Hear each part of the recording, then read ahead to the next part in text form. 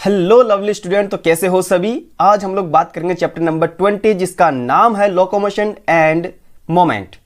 इस चैप्टर को हम लोग इस तरह से पढ़ेंगे कि एनसीईआरटी के साथ साथ हम लोग कुछ जो स्टेप होती है, कुछ जो कॉन्सेप्ट होते हैं वो हम लोग बोर्ड के ऊपर भी समझेंगे। ठीक है, तो ये मत समझना कि कंप्लीटली ये चैप्टर हम लोग एनसीईआरटी से कवर करेंगे। ध्यान से देखना, बीच बीच में जो टॉपिक होंगे उनको मैं पहले आपको बोर्ड पे एक्सप्लेन करूंगा, उसके बाद वापस से हम लोग एनसीईआरटी को रिवाइज करेंगे, रीडिंग लगाएंगे। ठीक है, क्योंकि यहाँ पर जैसे मसल्स की जो मैकेनिज्म होती है, ठीक है, और वही अगर बात करते हैं मसल्स की जो स्ट्रक्चर होती है वो कंप्लीटली थोड़ा सा मिक्सअप है इसके अंदर, तो वो अच्छे से तभी समझ में आएगा जब हम उनको बोर्ड के ऊपर पहले अच्छे से क्लियर करेंगे। ठीक है, उसके बाद हम लोग एनसीईआरटी का लाइन टू लाइन रिवीजन करेंगे ताकि हमारा हर एक वर्ड एनसीईआरटी का, हर एक लाइन एनसीईआरटी की कवर हो सके। इतना क्लियर हो गया? ओके, तो आज का वीडियो जो होगा one of the best video रहने वाला है एनसीईआरटी एक्सप्लेनेशन का। आप लोग लास्ट तक जरूर देखना इस वीडियो को। उसके बाद आप जितने भी क्वेश्चन होंगे इससे रिलेटेड, एनसीईआरटी से रिलेटेड, आप सभी क्वेश्चंस को अच्छे से बना पाओगे। तो चलिए स्टार्ट करते हैं हम लोग गमन एवं संचलन। तो पहले इन दोनों वर्ड्स का मतलब क्या होता है वही जान लेते हैं। ओके, गमन एवं संचलन। देखो, गमन को हम लोग इंग्लिश में बोलते हैं लोकोमोशन और संचलन को हम लोग बोलते हैं मूवमेंट। लोकोमोशन, संचलन को हम लोग क्या बोलते हैं, इसके अंदर मूवमेंट हम लोग बोलते हैं। ओके, ठीक है। गमन का मतलब क्या होता है, हमको वो स्पेस छोड़ना पड़ता है। ठीक है, हमको वो जगह छोड़ना पड़ता है। जैसे मैं आपको बात करता हूं, दोनों के अंदर एक एग्जांपल लेके चलते हैं। मान लो आप लोग डांस कर रहे हो। कुछ डांसर तो ऐसे होते हैं जो एक जगह खड़ा रहता है, अपने पैरों को हिलाए बगैर सिर्फ अपने हाथों को मूवमेंट कराता रहता है और स्लो मोशन के अंदर बस वो डांस करता रहता है। ठीक है, उसको बोलते हैं हम लोग संचलन यानी कि मूवमेंट, यानी वो अपनी जगह को नहीं छोड़ रहा है, बस अपने हाथ और पैरों का मूवमेंट ही वो कर रहा है। गमन का मतलब क्या होता है, कुछ डांसर ऐसे होते हैं जो कंप्लीट स्टेज कवर कर लेते हैं, कभी इधर गिरते हैं कभी उधर गिरते हैं। ठीक है, वो होता है लोकोमोशन, यानी कि वो एक जगह से दूसरी जगह मूव करते रहते हैं। जब वो एक जगह से दूसरी जगह मूव करते हैं तो ऑब्वियस सी बात है उनके हाथ पैर भी हिलेंगे। ठीक है, हाथ पैर हिलने का मतलब क्या हो गया, उनके अंदर हमको संचलन भी देखने को मिलेगा। यानी जितने भी गमन होते हैं, जितने भी जो लोकोमोशन होते हैं, उन सभी के अंदर क्या रहता है, मूवमेंट रहता है। लेकिन सभी मूवमेंट के अंदर हमको लोकोमोशन नजर नहीं आते हैं। ये पॉइंट क्लियर हो गया? ओके, बाकी सारे पॉइंट हम लोग इस एनसीईआरटी के अंदर रीडिंग लगाएंगे, तब वापस हम लोग इनको देख लेंगे। तो सबसे पहले बात करते हैं संचलन।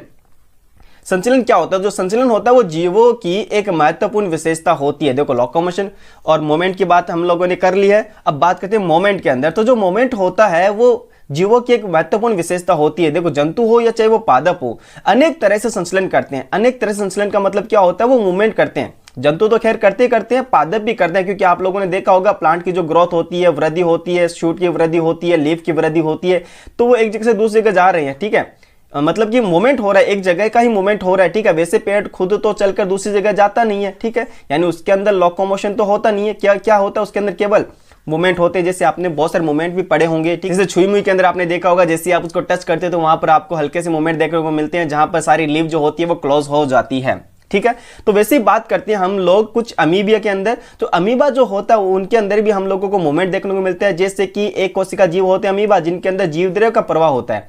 अब ध्यान से समझना, ये जीवद्रव्य का प्रवाह का मतलब क्या होता है, ध्यान समझना, ये जीवद्रव्य का प्रवाह का मतलब क्या होता है, इसको हम लोग बोलते हैं साइक्लोसिस। याद रखना, यहां पर आप नोट कर लेना, इसको हम लोग क्या बोलते हैं, साइक्लोसिस। जब कोशिका के अंदर जीवद्रव्य इस तरह से मूवमेंट करता है, सर्कुलर मूवमेंट के अंदर, उसको हम लोग क्या बोलते हैं, साइक्लोसिस बोलते हैं। ये एकदम सिंपल एग्जांपल होता है सेल के अंदर।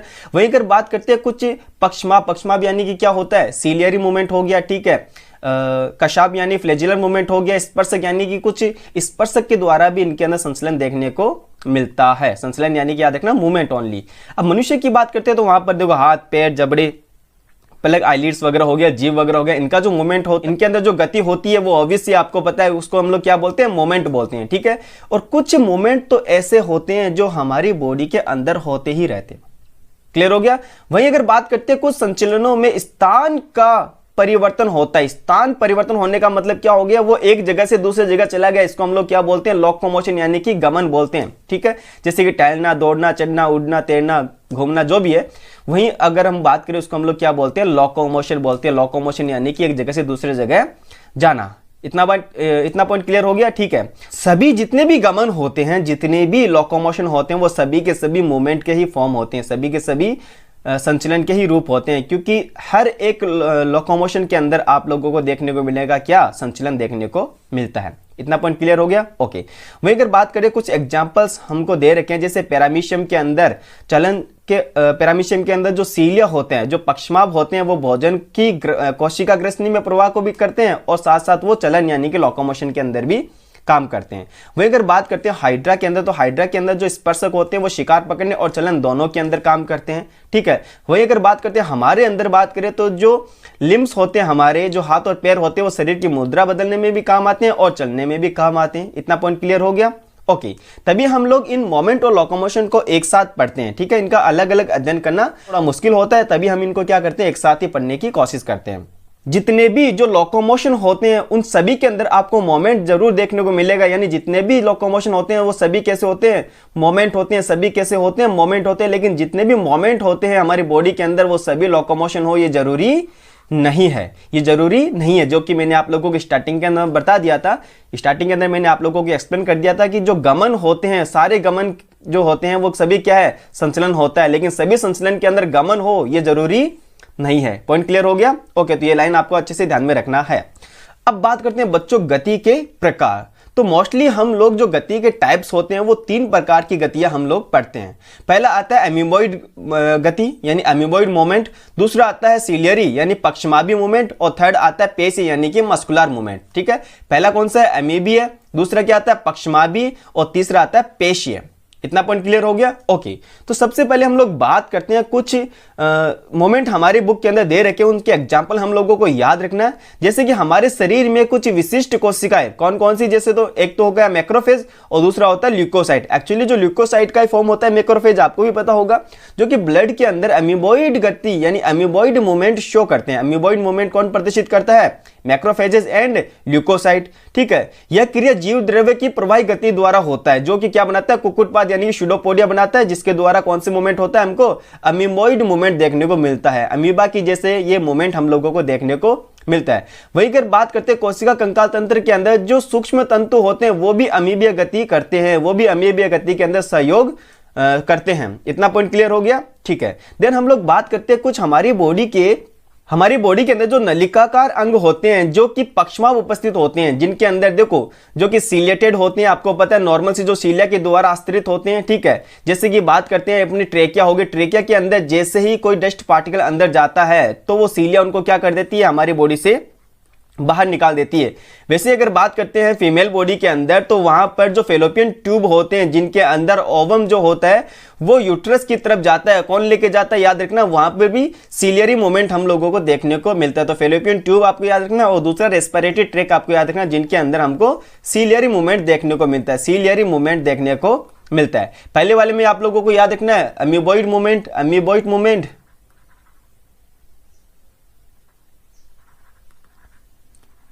ठीक है। अमीबॉइड मूवमेंट किसमें होता है बच्चों, याद रखना, वेरी वेरी इंपॉर्टेंट है, डब्ल्यूबीसी के अंदर। किसमें होता है ये, डब्ल्यूबीसी के अंदर होता है। सेकंड हमने सीलियरी जो मूवमेंट देखा था वो किसके अंदर देखा था, एक तो रेस्पिरेटरी ट्रैक के अंदर, और दूसरा हम लोगों ने देखा था फेलोपियन ट्यूब के अंदर। इतना पॉइंट क्लियर हो गया।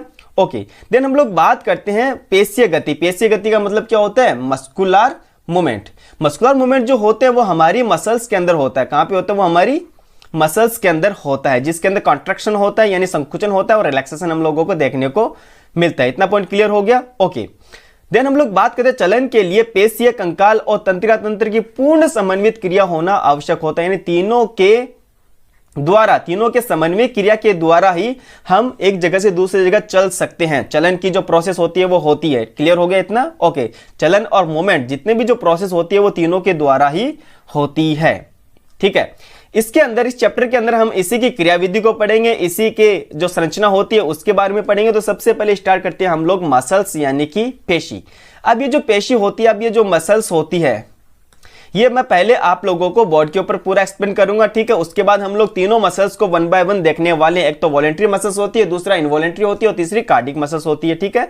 तीसरी कौन सी है, नीचे कार्डिक मसल है। तीनों का मैं आपको पहले बोर्ड के ऊपर थोड़ा सा एक्सप्लेन करूंगा, ताकि आप लोगों के अंदर माइंड के अंदर ये पूरा सेट हो जाए कि इस एनसीईआरटी के अंदर कौन सी लाइन में कौन सा टर्म्स दे रखा है और इस टर्म्स का मतलब क्या होता है। तो थोड़ा सा स्टार्टिंग के अंदर मैं आप लोगों को बता देता हूं कि जो पेशी होती है वो एक विशेष प्रकार के उत्तक की बात करें तो बच्चों याद रखना, कौन सा उत्तक आप लोगों को याद रखना है, ये संयोजी उत्तक की बनी होती है। इसकी उत्पत्ति जो होती है वो कैसे होती है, मेसोडर्म होती है।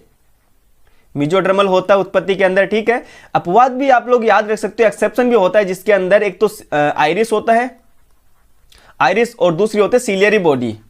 अगर आप लोगों ने नोट्स पढ़े होंगे तो आपको याद होगा सीलियरी बॉडी। इनका जो ओरिजिन होता है, इनकी जो उत्पत्ति होती है वो एक्टोड्रम से होती है, एक्टोड्रम से होती है। बाकी जितने भी जो मसल्स होते हैं उनकी जो ओरिजिन होता है वो कैसे होता है, मीजोड्रम से होता है। ये पॉइंट क्लियर हो गया, ओके। अब जो मसल्स होती है वो हमारी बॉडी वेट का 40 to 50% हिस्सा होती है।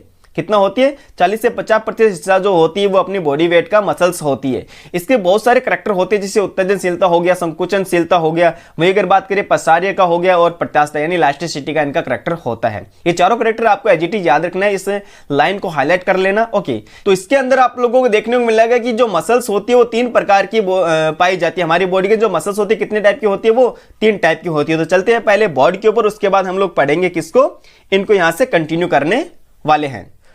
हेलो गाइस, तो जल्दी से हम लोग इसको समझते हैं मस्कुलर सिस्टम को, उसके बाद हम लोग एनसीईआरटी को रिवीजन करेंगे, एनसीईआरटी की रीडिंग लगाएंगे। तो मोस्टली हमको पता होना चाहिए कितने टाइप होते हैं इसके, 3 टाइप होते हैं, 3 प्रकार के होती है। एनसीईआरटी के अंदर भी एज इट इज 3 टाइप के दे रखे हैं।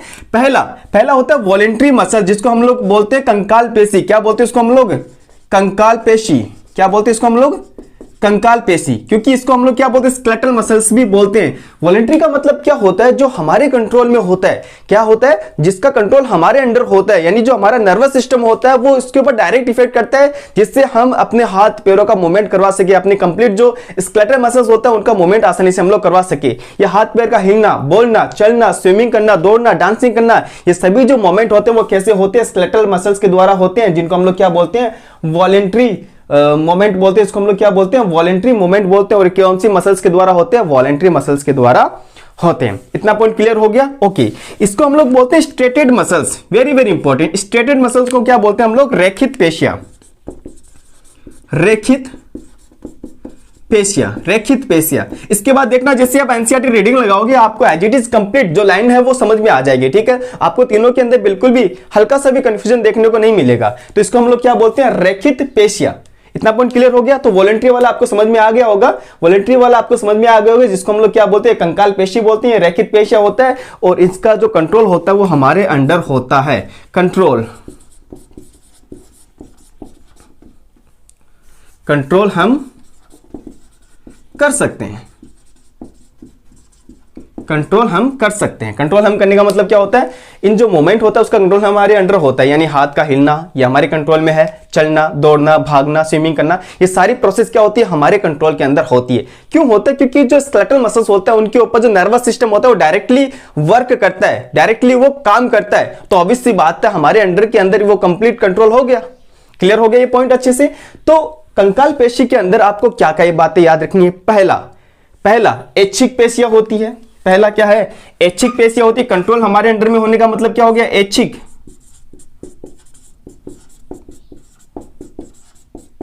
क्या है, ऐच्छिक पेशियां होती है, पहला पॉइंट। दूसरा पॉइंट आपको याद रखना, ये रेखित पेशियां होती है, स्ट्रेटेड मसल्स, यानी ये रेखित पेशियां होती है, ओके।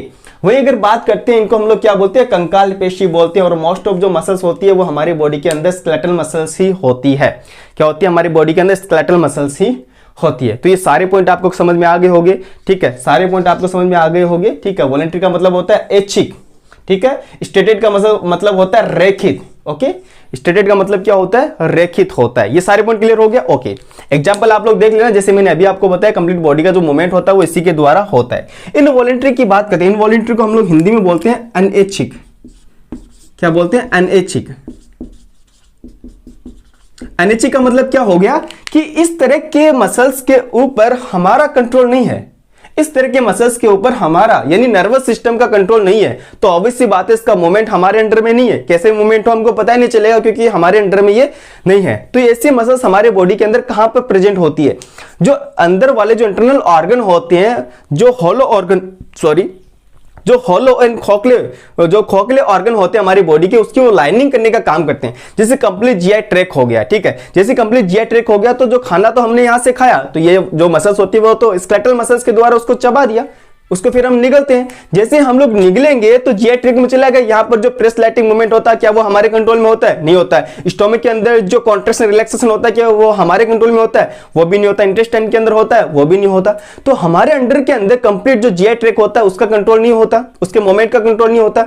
वही अगर बात करते हैं जो फेलोपियन ट्यूब के अंदर जो ओवम निकल के आता है, जो फेलोपियन ट्यूब के अंदर जो ओवम निकल के आता है वो भी जब पुश किया जाता है कहां तक? यूट्रस के अंदर जब वो पुश करते हैं तो उसका मोमेंट जो होता है वो भी कैसा होता है? इनवॉलेंट्री होता है। वो भी हमारे कंट्रोल में नहीं होता है। उसका मोमेंट कैसा होता है? इनवॉलेंट्री होता है। तो फेलोपियन ट्यूब के अंदर याद रखना, फेलोपियन ट्यूब के अंदर जो ओवम होता है उसका मोमेंट यूट्रस के साइड होना वो भी कैसा होता है? अनिश्चित होता है, इनवॉलेंट्री होता है। तो इसके अंदर हमको क्या क्या बातें याद रखनी है? ठीक है, पहला पॉइंट हमको याद रखना है ये अनिश्चित पेशियां होती है। दूसरा विसरल मसल्स, ये विसरल्स को हम लोग बोलते हैं अंतरांग, ऐसा आपके एनसीईआरटी में दे भी रखा है। ओके, नॉन स्ट्रेटेड होता है। नॉन स्ट्रेटेड का मतलब क्या होता है? इनके अंदर किसी भी प्रकार के स्ट्रेटेड देखने को नहीं मिलते। जैसे हिंदी में इसको क्या बोलते हैं हम लोग? अरेखित।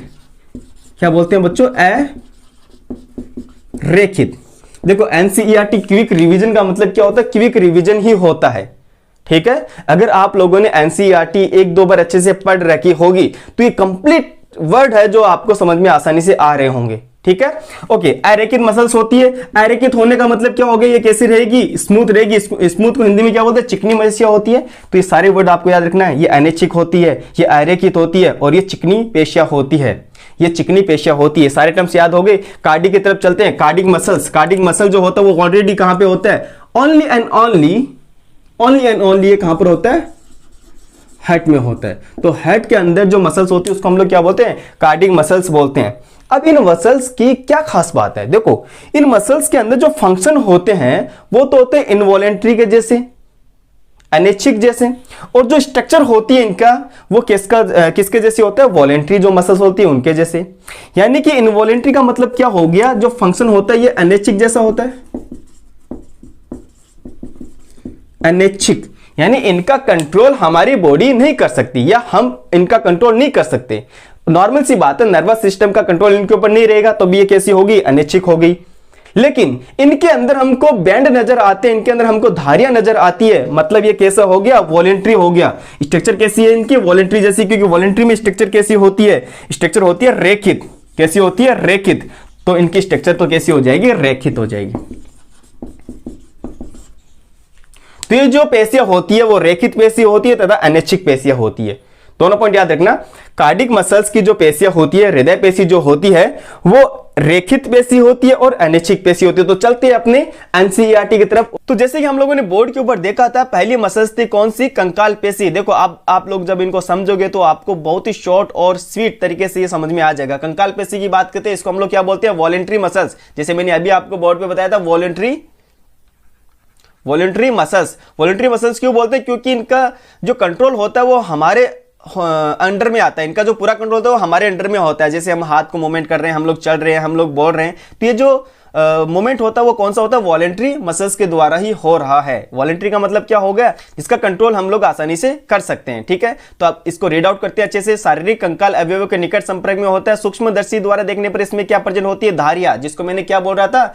स्ट्रेटेड मसल्स मैंने जिसको बोला था। ठीक है, तो इसमें क्या नजर आती है? हमको बैंड नजर आती है, हमको धारियां नजर आती है। इसीलिए हम इसको क्या बोलते हैं? रेखित पेशी बोलते हैं। बच्चों याद रखना, इसीलिए हम लोग इसको क्या बोलते हैं? स्ट्रेटेड मसल्स हम लोग बोलते हैं। स्टमक का लेना स्ट्रेटेड मसल्स। चूंकि इन क्रियाओं का नियंत्रण जो होता है वो तंत्रिका तंत्र के द्वारा होती है, इसलिए हम इसको क्या बोलते हैं? वॉलेंट्री मसल्स बोलते हैं। ठीक है, इनको हम लोग क्या बोलते हैं? वॉलेंट्री मसल्स बोलते हैं। मुख्य रूप से चलन क्रिया, लोकोमोशन एंड मूवमेंट के अंदर या फिर शरीर की मुद्रा बदलने के अंदर ये सहायक करते हैं। ये पॉइंट क्लियर हो गया? ओके। तो कंकाल पेशी के अंदर हम लोगों को क्या क्या याद रखना है? यहां पर जरूर नोट करना, यहां पर जरूर नोट करना। पहला एरोमा करके लिखना, ये स्केलेटल मसल्स होती है कंकाल पेशी। दूसरा ये वॉलेंट्री होती है। ठीक है, क्योंकि ये ऐच्छिक मसल्स होती है। थर्ड आपको याद रखना ये रेखित होती है। कैसी होती है? ये रेखित होती है। तीनों पॉइंट आपको यहां पर लिख लेने हैं। देन सेकंड जो मसल्स आती है, सेकंड जो पेशी आती है, उनको हम लोग बोलते हैं इनवॉलेंट्री। क्या बोलते हैं इसको हम लोग? इनवॉलेंट्री। इनवॉलेंट्री का मतलब क्या होता है? अनैच्छिक। क्या बोलते हैं हम लोग इसको? अनैच्छिक। अनैच्छिक इसलिए बोलते हैं क्योंकि इनका कंट्रोल हमारे अंदर नहीं होता है, हमारे अंडर के अंदर इनका कंट्रोल नहीं होता है। अंतरिंग पेशियां जो होती है, जैसे मैंने अभी आपको बताया था बोर्ड के ऊपर, इसको हम लोग बोलते हैं विसरल मसल्स। क्या बोलते हैं इसको हम लोग? Visceral muscles. अच्छा, विसरल मसल क्यों बोलते हैं? क्योंकि ये जो होती है कहां पे प्रेजेंट होती है? हमारे जो इंटरनल ऑर्गन होते हैं वहां पे लाइनिंग बना के रखती है, वहां पर ये प्रेजेंट होते हैं। जैसे आहार नाल हो गया, जीआई ट्रैक हो गया कंप्लीट, जैसे जनन मार्ग हो गया, इनकी जो भीतरी भित्ति होती है वहां पर ये प्रेजेंट होते हैं। ये कैसे होते हैं? अरेखित होते हैं। अरेखित का मतलब क्या होता है? ये नॉन स्ट्रेटेड होता है और साथ में कैसे होते हैं? स्मूथ होते हैं। ये चिकनी पेशियां होती है। इतना क्लियर हो गया? इसलिए हम इसको क्या बोलते हैं? स्मूथ मसल्स भी बोलते हैं, अरेखित पेशी, या फिर इनको हम लोग स्मूथ मसल्स बोलते हैं। इनका जो कंट्रोल होता है वो तंत्रिका तंत्र के कंट्रोल में नहीं आता, ठीक है। इनकी क्रिया तंत्रिका तंत्र के ऐच्छिक नियंत्रण में नहीं होती, इसलिए हम इसको क्या बोलते हैं? अनैच्छिक पेशियां बोलते हैं। इनवॉलेंटरी मसल्स हम लोग बोलते हैं। एग्जाम्पल आप लोगों को याद रखना है, जो जीआई ट्रैक होता है, जैसे हम लोग मान लो भोजन तो खा लिया, ठीक है, माउथ के अंदर लेके हम उसको बाइट करके छोटे छोटे पार्ट्स में डिवाइड कर दिया, किसके द्वारा? कंकाल पेशी के द्वारा।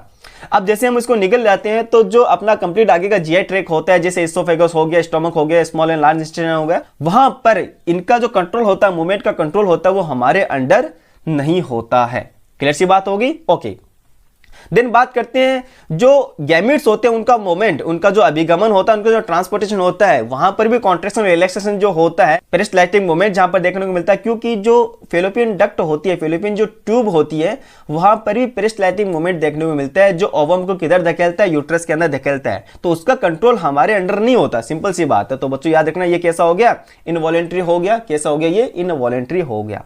तो दोनों आपने अच्छे से देख लिया। अब यहां पर इसके सामने क्या क्या लिखना है वो लिखना। पहले मैं आपको बताता हूं, इनको हम लोग बोलते हैं विसरल मसल्स। ये होता है इनवॉलेंट्री, यानी कि ये कैसा हो गया? अनैच्छिक हो गया। एरो मार्क लगा के लिखना है। ये अरेखित पेशी होती है, एरो मार्क लगा के लिखना है, इसलिए ये इसको हम लोग चिकनी पेशियां कहते हैं, ठीक है। एग्जाम्पल आप लोगों को यहाँ पे लिख लेना है। तो इस तरह से जब आप इसको सेपरेट करते हो तब आपको पता चल जाएगा कि यार इन दोनों में क्या क्या डिफरेंस अभी तक देखने को मिला है। थर्ड बात करते हैं हम लोग, थर्ड मसल्स की बात की, जिसका नाम है कार्डिक मसल, जिसको हम लोग क्या बोलते हैं? कार्डिक मसल्स बोलते हैं। ये कहां पर सिचुएटेड होती है? अपने हार्ट के अंदर ये प्रेजेंट होती है, इसलिए हम इसको क्या बोलते हैं? कार्डिक मसल्स बोलते हैं। यूनिक होती है, केवल कहां प्रेजेंट होती है? अपने हार्ट के अंदर ये प्रेजेंट होती है। इतना पॉइंट क्लियर हो गया? ओके।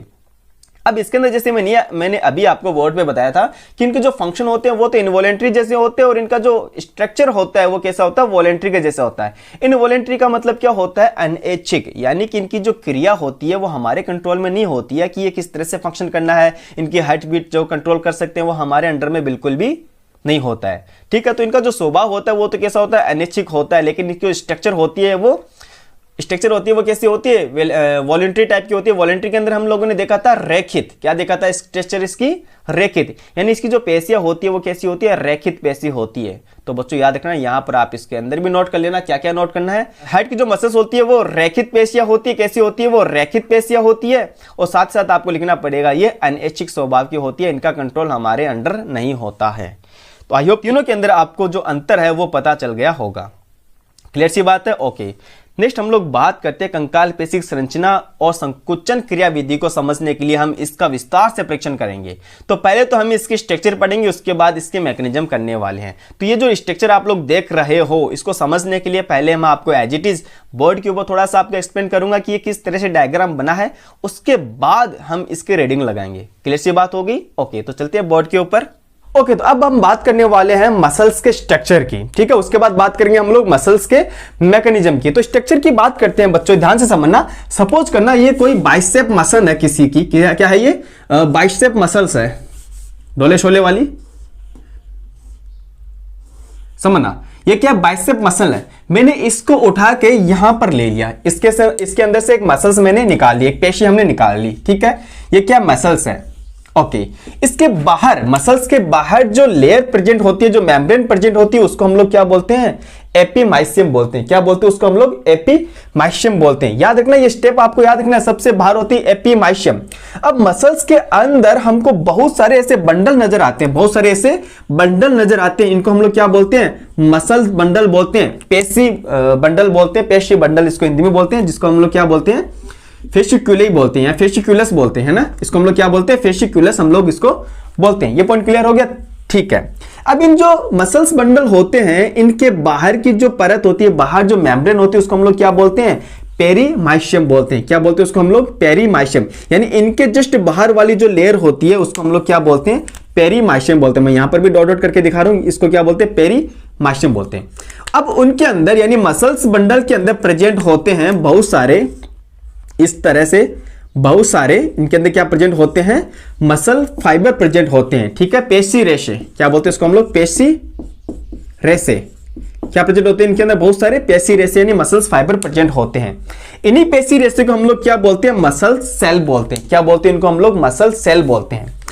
देन बात करते हैं इनकी जो बाहर की लेयर होती है, बाहर की मेम्ब्रेन होती है, उसको हम लोग क्या बोलते हैं, एंडोमाइसियम। तो ये सीक्वेंस आपको याद रखना, सबसे बाहर एपीमाइसियम, उसके बाद में पेरीमाइसियम और सबसे अंदर एंडोमाइसियम बोलते हैं। अगर मैं एक मसल सेल की बात करता हूं, ध्यान से समझना, एक मसल सेल मैं यहां पर बना रहा हूं, ध्यान से समझना।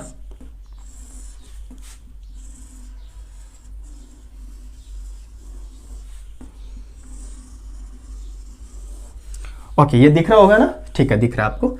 ये कोई एक मसल सेल है।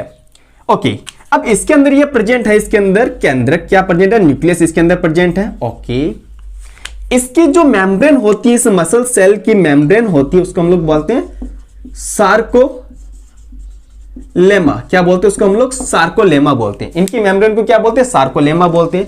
इनके अंदर जो फ्लूइड भरा होता है, जो साइटोप्लाज्म होता है इनके अंदर का, उसको हम लोग बोलते हैं सार्कोप्लाज्म बोलते हैं। क्या बोलते हैं उसको हम लोग बोलते हैं, सार्कोप्लाज्म बोलते हैं। ये पॉइंट भी क्लियर हो गया, यानी कि आपको सार्को टर्म्स यूज करना है बस इसके लिए। ओके, अब इनके अंदर जो माइटोकॉन्ड्रिया होता है, इनके अंदर जो माइटोकॉन्ड्रिया हमको नजर आता है, उसको हम लोग क्या बोलते हैं बच्चों, याद रखना, सार्कोसोम बोलते हैं। क्या बोलते हैं उसको हम लोग, सार्कोसोम बोलते हैं। देखो एनसीईआरटी के सारे एक एक वर्ड आपका क्लियर हो जाएगा, बस आप यहां पे फोकस दे लीजिए। ये क्या प्रेजेंट है, न्यूक्लियस प्रेजेंट है, ठीक है। इनके अंदर जो एंडोप्लाज्मिक रेटिकुलम होती है, इनके अंदर जो एंडोप्लाज्मिक रेटिकुलम होती है वो कौन सी होती है, याद रखना, दो टाइप की होती है, वैसे हम लोगों ने पढ़ा था। एक तो रफ एंडोप्लाज्मिक रेटिकुलम और दूसरी होती है स्मूथ एंडोप्लाज्मिक रेटिकुलम। तो इनकी जो एंडोप्लाज्मिक रेटिकुलम होती है वो होती है स्मूथ एंडोप्लाज्मिक रेटिकुलम। कौन सी होती है, स्मूथ एंडोप्लाज्मिक रेटिकुलम, जिसको हम लोग क्या बोलते हैं, सार्कोप्लाज्मिक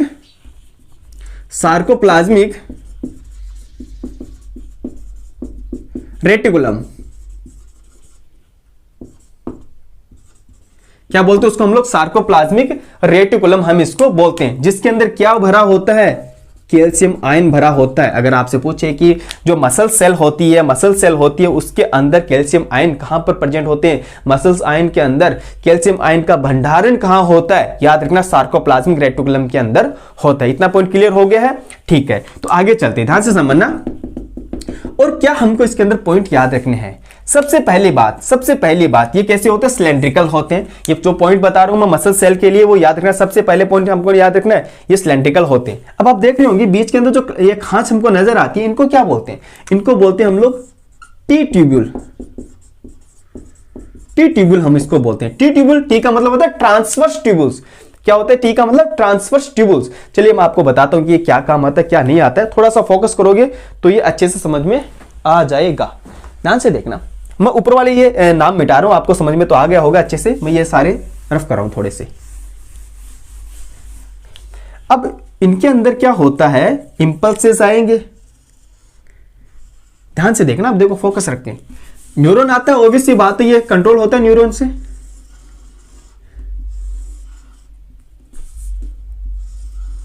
ओके, ये होता है एक्सोन टर्मिनल वाला पार्ट, ये होता है एक्सोन टर्मिनल वाला पार्ट, और इसके अंदर भरा होता है न्यूरोट्रांसमीटर, जिसको क्या बोलते हैं हम लोग, एसिटिलकोलिन।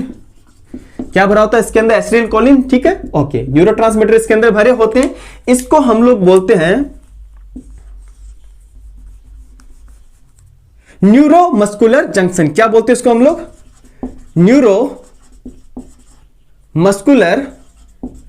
जंक्शन बोलते हैं।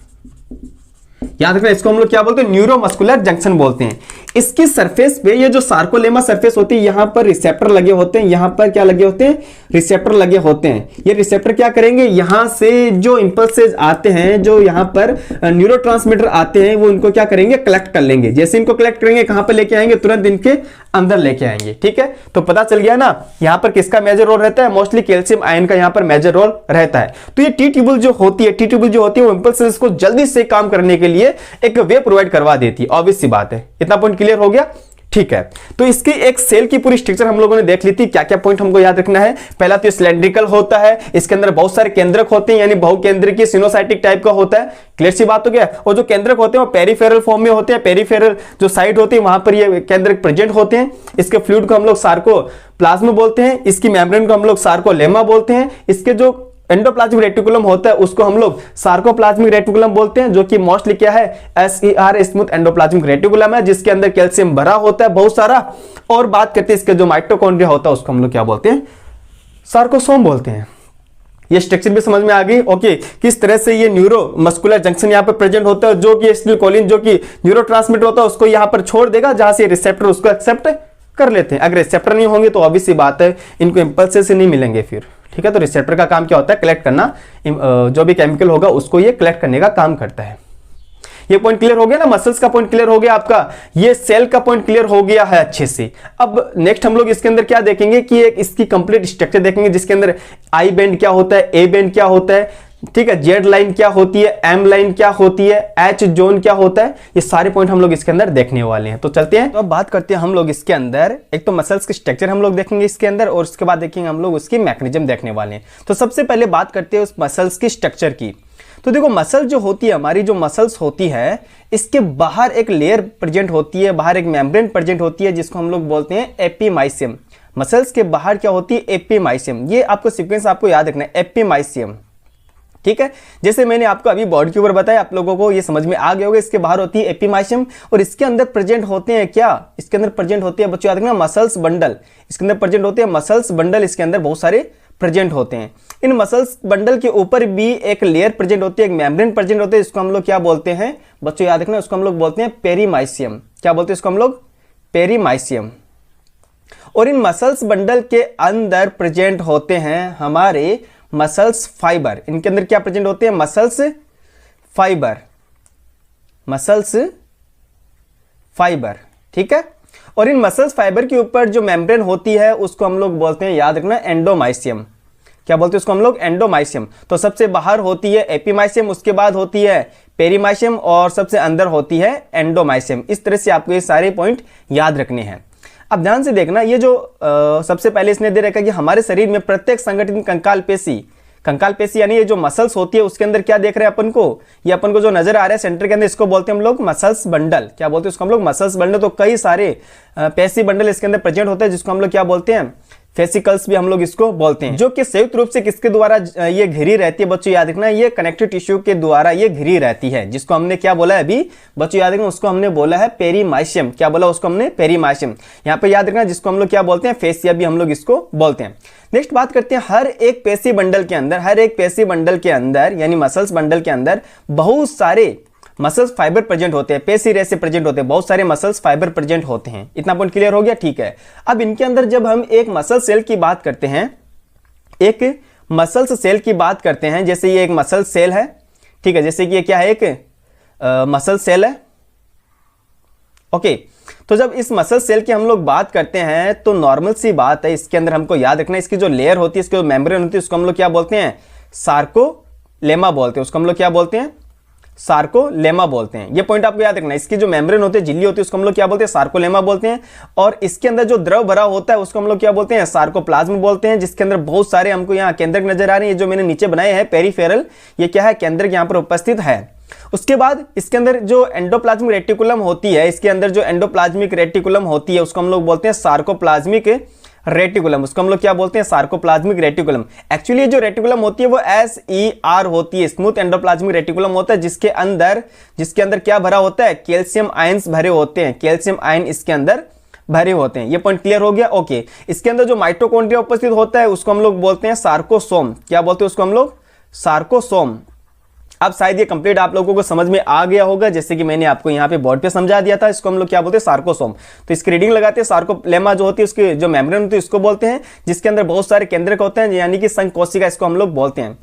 इसका जो फ्लूइड होता है, इसका जो साइटोप्लाज्म होता है उसको हम लोग बोलते हैं सार्कोप्लाज्म बोलते हैं। इसके अंदर क्या होते हैं, बहुत सारे केंद्रक उपस्थित होते हैं। अंत प्रद्रव जालिका जिसको हम लोग एंडोप्लाज्मिक रेटिकुलम बोलते हैं, वो इसके अंदर कहलाती है सार्कोप्लाज्मिक रेटिकुलम। क्या कहलाती है इसके अंदर, सार्कोप्लाज्मिक रेटिकुलम, जो कि कैल्शियम आयनों का भंडार गृह है। इसके अंदर बहुत सारे हमको कैल्शियम आयन देखने को मिलते हैं। ये पॉइंट क्लियर हो गया, ओके। अब हम लोग बात करने वाले हैं इसके अंदर मायोफिलामेंट की बात करने वाले। किसकी बात करेंगे अब यहां पर हम लोग, मायोफिलामेंट। तो जो मायोफिलामेंट होते हैं ये दो टाइप के होते हैं, एक तो होता है थिन मायोफिलामेंट, एक होता है थिक मायोफिलामेंट। थिन मायोफिलामेंट, एक होता है थिक मायोफिलामेंट।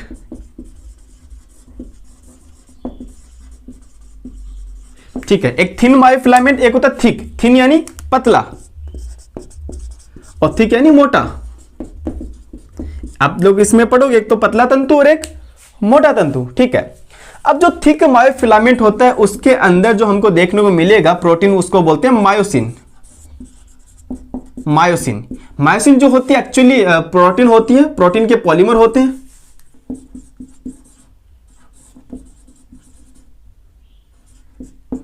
क्या होते हैं? पॉलीमर होते हैं। किसकी बनी होती है? प्रोटीन्स की। याद रखना ये प्रोटीन क्यों है। ओके, तो अगर आप लोगों से कोई पूछे कि इस प्रोटीन के जो पॉलीमर है तो कोई ना कोई इसका कोई मोनोमर में होगा जो जुड़ कर क्या बनाएगा, ये मायोसिन पॉलीमर बनाता है।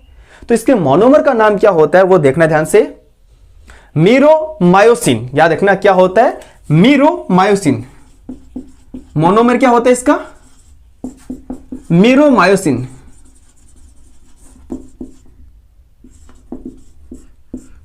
मीरोमायोसिन।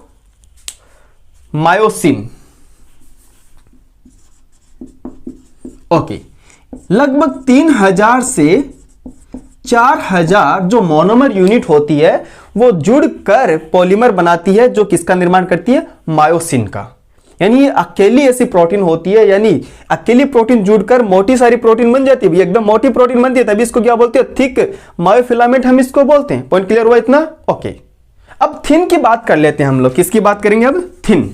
तो जो थिन मायोफिलामेंट होते हैं जिसके अंदर 3 डिफरेंट टाइप की प्रोटीन होती है, 3 डिफरेंट टाइप की प्रोटीन होती है।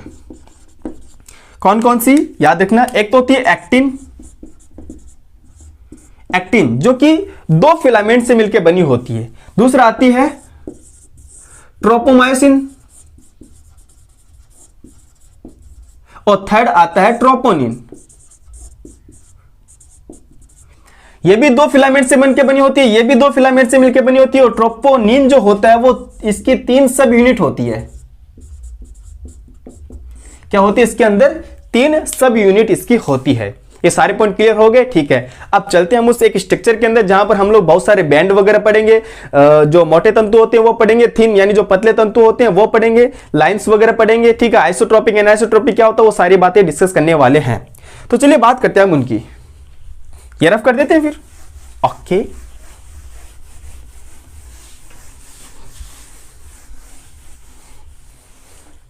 ध्यान से समझना।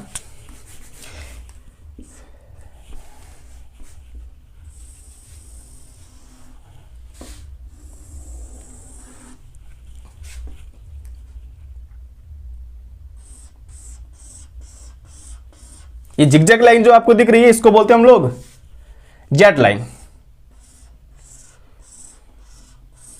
ठीक है, इसको क्या बोलते हैं हम लोग? जेट लाइन बोलते हैं।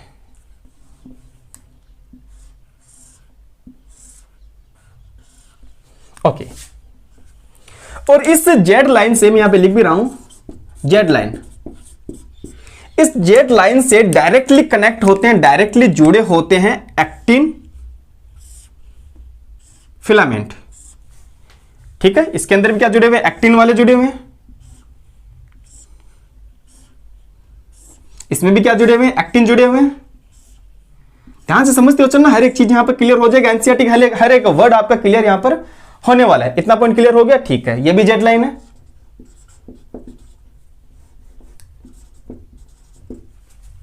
ये भी क्या है? जेट लाइन है, जिगजैग वाली। चलो, इतना पॉइंट क्लियर हो गया? ठीक है, इनके बीच में उपस्थित होता है, इनमें बीच में प्रेजेंट होता है थिक फिलामेंट, जिसको हम लोग क्या बोलते हैं? मायोसिन बोलते हैं।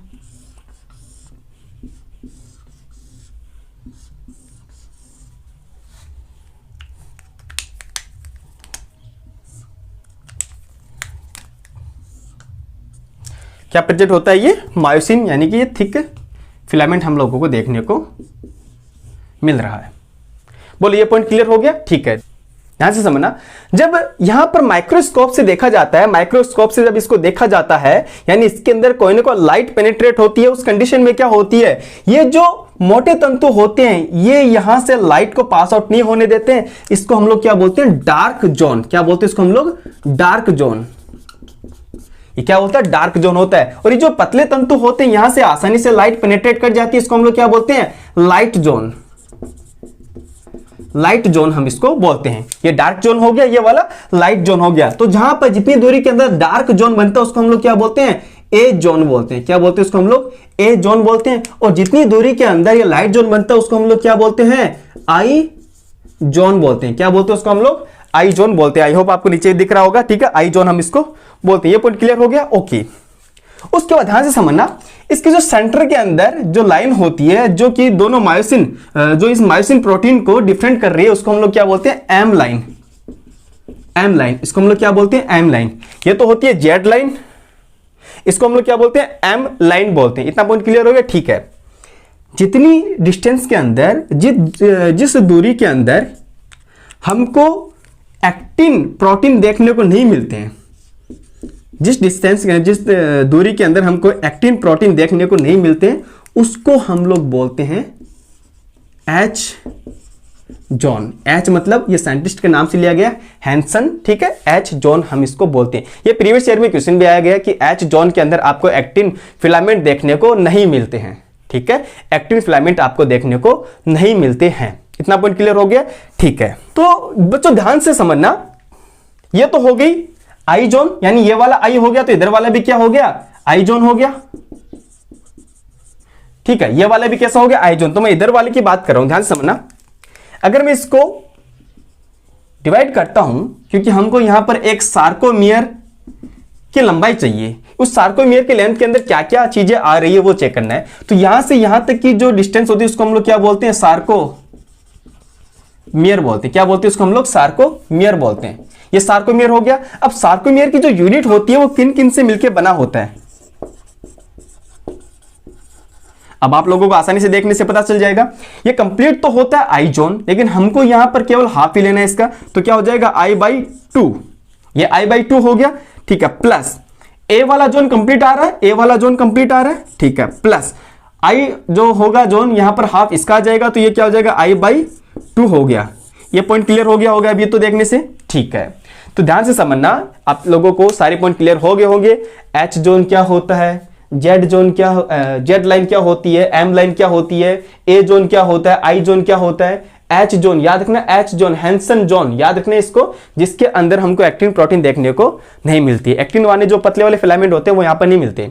सेकंड थिंग मैं आपको बताता हूं, ये जो मायोसिन फिलामेंट हो गया, एक्टिन फिलामेंट हो गया, इनकी लेंथ एज इट इज रहती है। जब ये कॉन्ट्रैक्ट होते हैं तो ये इनकी लेंथ नहीं होती, ये पूरा कॉन्ट्रैक्ट होता है। लेंथ जो होती है, इनकी लंबाई जो होती है वो एज इट इज रहती है, इनकी लेंथ वेरी नहीं करती। इनकी लेंथ जो होती है वो चेंज नहीं होती। ये लेंथ इतनी कितनी है तो इतनी कितनी किसकेगी, ऐसे नहीं कि इस तरह से हो रहा है, ऐसे नहीं होगा, ये इस तरह से मूव करता है, पूरा का पूरा खिसकता है। तो इनकी लेंथ जो होती है वो वेरी नहीं करती, लेंथ जो होती है वो शॉर्टन एंड लॉन्गर नहीं होता है। इतना पॉइंट क्लियर हो गया, ठीक है। तो ये सारे पॉइंट आपको क्लियर हो गए। चलो एनसीईआरटी इसको रीड आउट करते हैं, एनसीईआरटी से इसको पढ़ते हैं। ओके, तो अब हम लोग बात करेंगे इसके कंप्लीट एक्टिन मायोसिन प्रोटीन्स के बारे में, इसके अंदर जानने वाले हैं। तो ध्यान से पढ़ना, पेशी रेशा जो होता है एक विशेषता पेशी द्रव में समांतर रूप से व्यवस्थित अनेक तंतुओं की उपस्थिति है, जिसके अंदर क्या प्रेजेंट होते हैं, मायोफिलामेंट जिसको हमने कहा था, या फिर उसको हमने क्या बोलता है, मायोफाइब्रिल हम लोगों ने कहा था, ठीक है। तो जो मायोफिलामेंट होता है वो दो टाइप के होता है, एक तो थिक मायोफिलामेंट और एक थिन मायोफिलामेंट हम लोगों को देखने को मिलता है। यानी एक तो गहरे वाले जो गहरे बैंड बनाते हैं उनको हम लोग थिन मायोफिलामेंट बोलते हैं, और सॉरी उनको हम लोग थिक मायोफिलामेंट बोलते हैं। याद रखना, गहरे वाले जो बैंड बनाते हैं उसको हम लोग थिक मायोफिलामेंट बोलते हैं, और जो हल्के बैंड बनाते हैं उसको हम लोग क्या बोलते हैं, थिन मायोफिलामेंट बोलते हैं। इतना पॉइंट क्लियर हो गया, ठीक है। जैसे नॉर्मली हम जो इनके मुख्य प्रोटीन पढ़ेंगे, एक तो एक्टिन होता है, दूसरा मायोसिन प्रोटीन होता है। ये एक तरह से क्या है, पॉलीमर होते हैं, जैसे कि मैंने आप लोगों को बता दिया था। हल्के बैंड में एक्टिन होता है जिसको हम लोग आई बैंड बोलते हैं, आई यानी आइसोट्रोपिक, आई यानी आइसोट्रोपिक जिसको हम लोग क्या बोलते हैं, समदैशिक बैंड बोलते हैं। जबकि गहरे बैंड के अंदर ए बैंड आता है जिसको हम लोग क्या बोलते हैं, एन आइसोट्रोपिक यानी कि विषमदैशिक बैंड हम लोग कहते हैं, जिसमें क्या होते हैं, नॉर्मली मायोसिन प्रेजेंट होता है, थिक जो फिलामेंट होते हैं वो पाए जाते हैं। दोनों प्रोटीन छड़नुमा संरचनाओं में परस्पर समानांतर पेशी रेशक के अनुदैर्ध्य अक्ष के भी समानांतर व्यवस्थित होते हैं। यानी जो फिलामेंट होता है, जो पूरा तंतु होता है, उसके अंदर ये समानांतर फॉर्म में होता है। जैसे कि ये फिलामेंट हो गया, इसके अंदर ये समांतर रूप में इस तरह से ये रहते हैं। इतना पॉइंट क्लियर हो गया, ठीक है। एक्टिन तंतु जो होते हैं वो मायोसिन तंतुओं की तुलना में पतले होते हैं, इसलिए हम इसको क्या बोलते हैं, क्रम से पतले तंतु तो होते हैं एक्टिन वाले, मोटे तंतु होते हैं मायोसिन वाले। प्रत्येक आई बैंड के मध्य में इसे द्विविभाजित करने वाली एक रेखा होती है, इसको हम लोग क्या बोलते हैं, जेड लाइन बोलते हैं। जैसे कि मैंने आपको कहा था पतले तंतु जो होते हैं वो जेड लाइन से जुड़े रहते हैं, जैसे कि हम लोगों ने ऑलरेडी ये डिस्कस कर लिया है। ए बैंड के अंदर मोटे तंतु होते हैं, ए बैंड के अंदर क्या होते हैं, मोटे तंतु होते हैं। ए बैंड के मध्य में एक पतली रेशेदार झिल्ली होती है, इसको हमने क्या बोला था, एम लाइन हम लोगों ने इसको कहा था। इतना भी पॉइंट क्लियर हो गया, ठीक है। पेशी रेशो की बात करें तो पेशी रेशो की पूरी लंबाई के अंदर ए और आई बैंड एकांतर क्रम में व्यवस्थित रहते हैं। पहले ए आएगा, फिर आई आएगा, फिर ए बैंड आएगा, फिर आई बैंड आएगा, ऐसे कंटिन्यूअसली ये चलता रहता है। तो बात करते हैं सार्कोमियर। तो सार्कोमियर क्या होता है बच्चों, याद रखना, सार्कोमियर क्या होता है, जेड लाइन के बीच की दूरी, यानी दो जेड लाइन जो होती है उनके बीच की दूरी होती है, जिसके अंदर हमने देखा था एक तो I/2 प्लस ए प्लस I/2, क्योंकि जेड लाइन होता है वो कंप्लीट आई बैंड जो होता है वहां तक फैला रहता है, तो इसका हमको हाफ ही चाहिए, ठीक है। विश्राम की अवस्था में पतले तंतुओं के सिरे दोनों ओर के मोटे तंतुओं के बीच के भाग को छोड़कर, यानी वो जब नॉर्मल सी बात है, जब वो रिलैक्स अवस्था में रहते हैं तो वो जो फाइबर होते हैं पतले वाले, वो मोटे वाले फाइबर के आगे तक नहीं आएंगे, उनके सिर्फ कहां पे रहते हैं, किनारों तक ही रहते हैं। नॉर्मल सी बात है, ठीक है। तो पतले तंतुओं के सिरे मोटे तंतुओं के सिरे के बीच में पाए जाते हैं, यानी जो मोटे तंतु होते हैं उनके बीच में क्या होते हैं, पतले तंतु के सिरे पाए जाते हैं। मोटे तंतुओं का केंद्रीय भाग जो पतले तंतुओं से आच्छादित नहीं होता, यानी जो मतलब नहीं ढका जाता, जिसको वो कवर नहीं कर पाते, उसको हम लोग क्या बोलते हैं, एच जोन बोलते हैं, एच जोन बोलते हैं। Very very important. तो बच्चों याद रखना, एच जोन के अंदर ओनली क्या मिलेंगे हमको, ओनली मायोसिन मिलते हैं, ओनली मायोसिन फिलामेंट हमको देखने को मिलते हैं। ये सारे पॉइंट आप लोगों के आई होप क्लियर हो गए होंगे, ठीक है, ओके। देन हम लोग बात करते हैं संकोचनशील प्रोटीन की स्ट्रक्चर, जो और ज्यादा हमको देखना पड़ेगा इसके अंदर। इसमें जो प्रत्येक एक्टिन, जैसे कि मैंने आप लोगों को ऑलरेडी बता रखा है कि जो मायोफिलामेंट होता है वो दो टाइप के प्रोटीन से मिलकर बना होता है। एक तो आता है थिन मायोफिलामेंट, एक आता है thick myofilament. Thick myofilament, thin के अंदर हम लोगों ने तीन चीजें देखी थी, एक तो एक्टिन देखा था, एक ट्रोपोमायोसिन देखा था, एक ट्रोपोनिन देखा था, तीन चीज देखी थी। और थिक के अंदर हमने मायोसिन देखा था, ओके। तो पहले बात करते हैं थिन की, यानी प्रत्येक एक्टिन जो कि पतले तंतु होते हैं वो एक दूसरे से सर्पिल रूप से कुंडलित दो एफ फाइबर, एफ यानी फाइबर होता है जो उसकी यूनिट से बना होता है। नॉर्मल सी बात है, इसके अंदर दो फाइबर यूनिट हमको पैरेलल देखने को मिलती है। इतना पॉइंट क्लियर हो गया, ठीक है। प्रत्येक एफ जो यूनिट होती है वो जी एक्टिन एक्लक इकाई से मिलकर बनी होती है। जी मतलब ग्लोबुलर, तो यहां पर ऐसे आप लोगों को सर्कुलर फॉर्म के अंदर कुछ ग्लोबुलर प्रोटीन देखने को मिलती है जो कि एक्लैक होती है, और ये आपस में जुड़ कर क्या बनाती है, पॉलीमर का निर्माण करती है, जो कि बहुलक का निर्माण करती है। वही अगर बात करते हैं दूसरे प्रोटीन जिसका नाम है ट्रोपोमायोसिन, ये जो ट्रोपोमायोसिन होता है वो इसी के पैरेलल चलती रहती है, इसी के पैरेलल चलती रहती है, और इसके नंबर भी कितने होते हैं, दो फाइबर होते हैं। तो इसमें भी कहते हैं दो फाइबर एफ एक्टिन के निकट पूरी लंबाई में पाए जाते हैं, यानी जितनी लंबाई में एक्टिन पाए जाते हैं उतनी लंबाई के अंदर ट्रोपोमायोसिन भी पाए जाते हैं। उसके बाद बात करते हैं थर्ड वाली, तो थर्ड क्या होती है, ट्रोपोनिन होती है। ट्रोपोनिन जो होती है वो कॉम्प्लेक्स प्रोटीन स्ट्रक्चर होती है, जिसके अंदर तीन सब यूनिट आती है। कौन कौन सी, एक आती है टीपीसी, एक आती है टीपीआई, और थर्ड आती है टीपीटी। तो इनमें से जो एक यूनिट के बारे में हम लोगों को बता रखा है, एक सब यूनिट के बारे में हम लोगों को बता रखा है कि ट्रोपोनिन की एक उप इकाई जो होती है वो मायोसिन के बंद बनाने वाले जो एक्टिव साइड होती है, सक्रिय स्तन होते हैं, उनको ढकने का काम करती है। इतना पॉइंट क्लियर हो गया, ओके। अब बात करते हैं हम लोग मायोसिन यानी कि जो मोटे तंतु होते हैं उनकी बात करते हैं। तो प्रत्येक मायोसिन जो मोटे तंतु होते हैं वो भी एक बहुलक प्रोटीन होती है, जैसे मैंने आपको अभी बताया दिया था। उसके मैंने मोनोमर यूनिट भी आप लोगों को बता दी, जिसका नाम क्या था, मेरोमायोसिन। याद रखना, स्टामा कर लेना, मेरोमायोसिन के कारण ये मेरोमायोसिन जो होती है वो मोनोमर यूनिट होती है, जिसके कारण ये क्या बनाते हैं, आपस में जुड़कर पॉलीमर बनाते हैं, एक मोटा तंतु बनाती है। प्रत्येक मेरोमायोसिन के दो भाग होते हैं, कौन कौन से, एक तो छोटी भुजा होती है जो कि गोलाकार सिर होता है, और एक क्या होता है, पूंछ वाला पार्ट होता है, टेल वाला पार्ट होता है। देखो सिर को जो हेड वाला पार्ट होता है उसको हम लोग क्या बोलते हैं, HMM बोलते हैं, यानी हैवी मेरोमायोसिन बोलते हैं। वही जो टेल वाला पार्ट होता है जो लाइट वेट का होता है उसको हम लोग बोलते हैं लाइट मेरोमायोसिन बोलते हैं, यानी हल्का मेरोमायोसिन हम लोग कहते हैं। ध्यान से देखना, ये वाला टेल वाला पार्ट हो गया, इसको हम लोग क्या बोलते हैं, LMM बोलते हैं, और ये जो हेड वाला पार्ट होता है इसको हम लोग क्या बोलते हैं, HMM बोलते हैं। एक चीज आती है यहां पर क्रॉस भुजा, ठीक है। क्रॉस भुजा क्या होती है, क्रॉस आर्म जिसको हम लोग बोलते हैं। ध्यान से देखना, ये हेड और टेल वाला जो पार्ट होता है आगे जाके जो एक तंतु होते हैं जो एक्टिन फिलामेंट होते हैं उनकी तरफ ये उभरे हुए रहते हैं, जिसको हम लोग क्या बोलते हैं, क्रॉस भुजा कहते हैं। गोलाकार सिर जो होता है एक सक्रिय एटीपीज एंजाइम जिसके अंदर प्रेजेंट होता है, जिसमें एटीपी के बंधन स्थल होते हैं। वही अगर बात करें एक्टिन के लिए जो एक्टिव साइड होते हैं वो भी वहां पर प्रेजेंट होती है। तो ये दोनों चीज आपको याद रखनी, नीचे वाले जो अपन को नजर आ रही है वो तो होता है एटीपी के जो योजी स्थल होती है, योजी का मतलब क्या होता है, कनेक्टिंग जो साइड होती है वो अगर बात करें अपर वाले जो पार्ट होता है उसको हम लोग बोलते हैं एक्टिन योजी स्थल। यहां से जो एक्टिन फिलामेंट आएगा वो जुड़ेगा, ठीक है। नीचे वाला तो एटीपी वाला, ऊपर वाला एक्टिन वाला है। तो आई होप कि आपको ये भी समझ में अच्छे से आ गया होगा। अब बात करते हैं पेशी संकुचन की क्रियाविधि। ओके, अब इसकी मैकेनिज्म की बात करते हैं। जो मसल्स के यानी पेशी संकुचन की जो क्रियाविधि होती है वो कौन से थ्योरी के अकॉर्डिंग होती है, तो याद रखना, ये आपको याद भी रखना है। इसका नाम होता है स्लाइडिंग फिलामेंट थ्योरी। क्या नाम है इसका? Sliding filament theory. हिंदी में इसको बोलते हैं सर्पी तंतु सिद्धांत। तो इसके अकॉर्डिंग हम लोगों को ये समझाया गया है, ये दिया था हेक्सले ने। ओके, अब बात करते हैं इसके अंदर क्या क्या होता है, क्या क्या नहीं होता। ओके, नॉर्मल सी बात है, जब सीएनएस से कोई इंपल्स आता है, कौन लेके आता है? मोटर न्यूरॉन यहां से लेके आएगा, जिसके अंदर न्यूरोट्रांसमीटर भरे होते हैं। ओके, तो ये जो प्रेरक तंत्रिका यानी जो मोटर न्यूरॉन होता है वो संदेश को लेकर आता है अपनी पेशी के पास, यानी कि मसल्स के पास। जैसे पेशी के पास जो लेके आता है तो पेशी संकोचन का आरंभ यहां से हो जाता है। अब ये किस प्रकार होता है, किस तरह से होता है, ये हम लोग देखते हैं। ध्यान से देखना इस चीज को। एक प्रेरक न्यूरॉन यानी जो मोटर न्यूरॉन होता है तथा इससे पेशी रेशे यानी दूसरा जो क्या था, मसल्स फाइबर था, इन दोनों के बीच में क्या होता है, एक प्रेरक इकाई का गठन करते हैं। अब ये प्रेरक इकाई क्या होती है, जैसे कि मैंने आपको अभी भी बताया भी था, जब मैं पढ़ा रहा था मैंने आपको एक वर्ड यूज किया था, इसका नाम था न्यूरोमस्कुलर जंक्शन। क्या नाम था उसका? Neuromuscular junction. तो ये उसी न्यूरोमस्कुलर जंक्शन का निर्माण करते हैं, स्टमक लेना, किसका निर्माण करते हैं? ये न्यूरोमस्कुलर जंक्शन का निर्माण करते हैं। कौन कौन करता है? एक तो मोटर न्यूरॉन करता है, दूसरा जो मसल्स फाइबर होता है उसके सार्कोलेमा। इन दोनों के बीच की संधि को क्या बोलते हैं? न्यूरोमस्कुलर जंक्शन हम लोग बोलते हैं।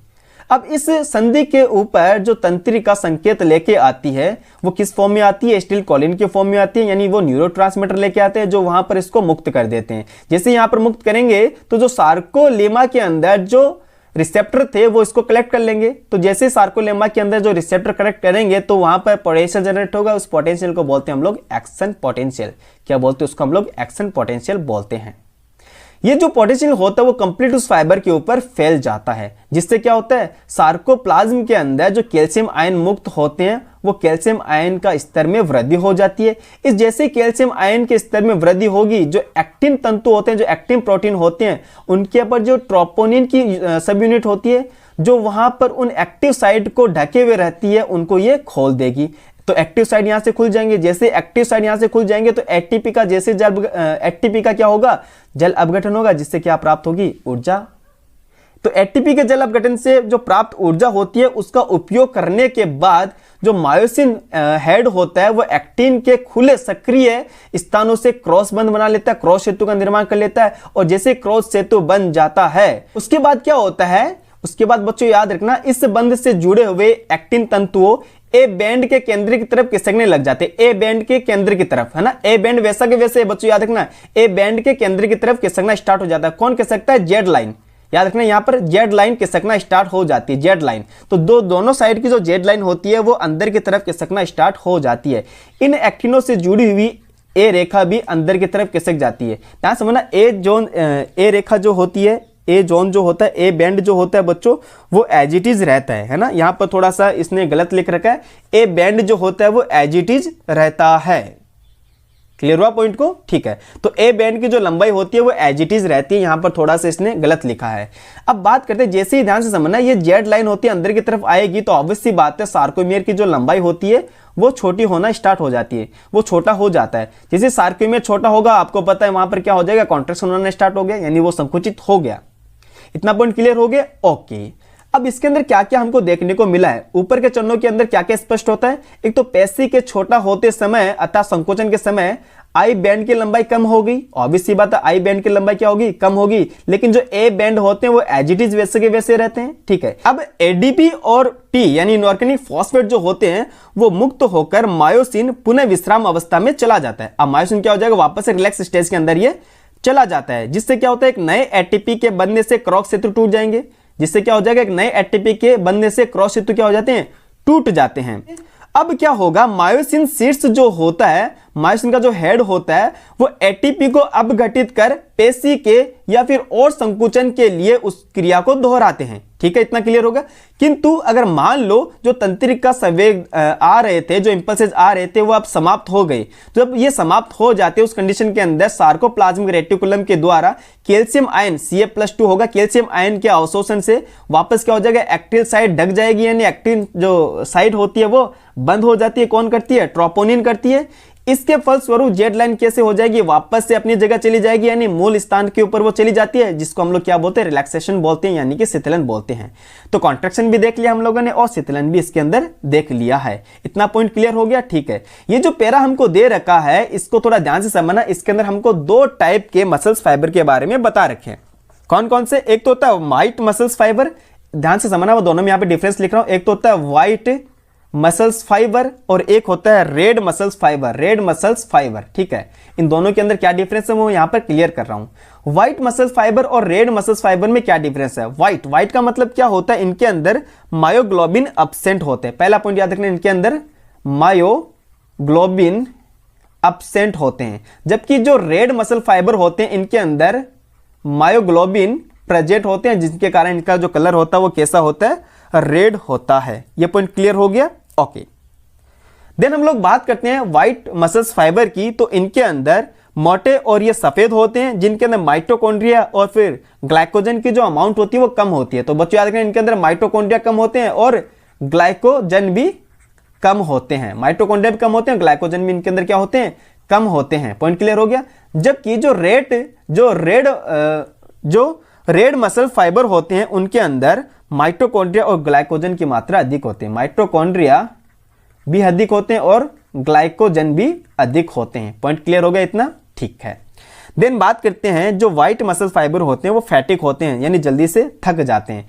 इनके अंदर याद रखना, इनके अंदर लैक्टिक एसिड बनने से इनमें थकान महसूस होती है। क्या बन जाता है इनके अंदर, लैक्टिक एसिड।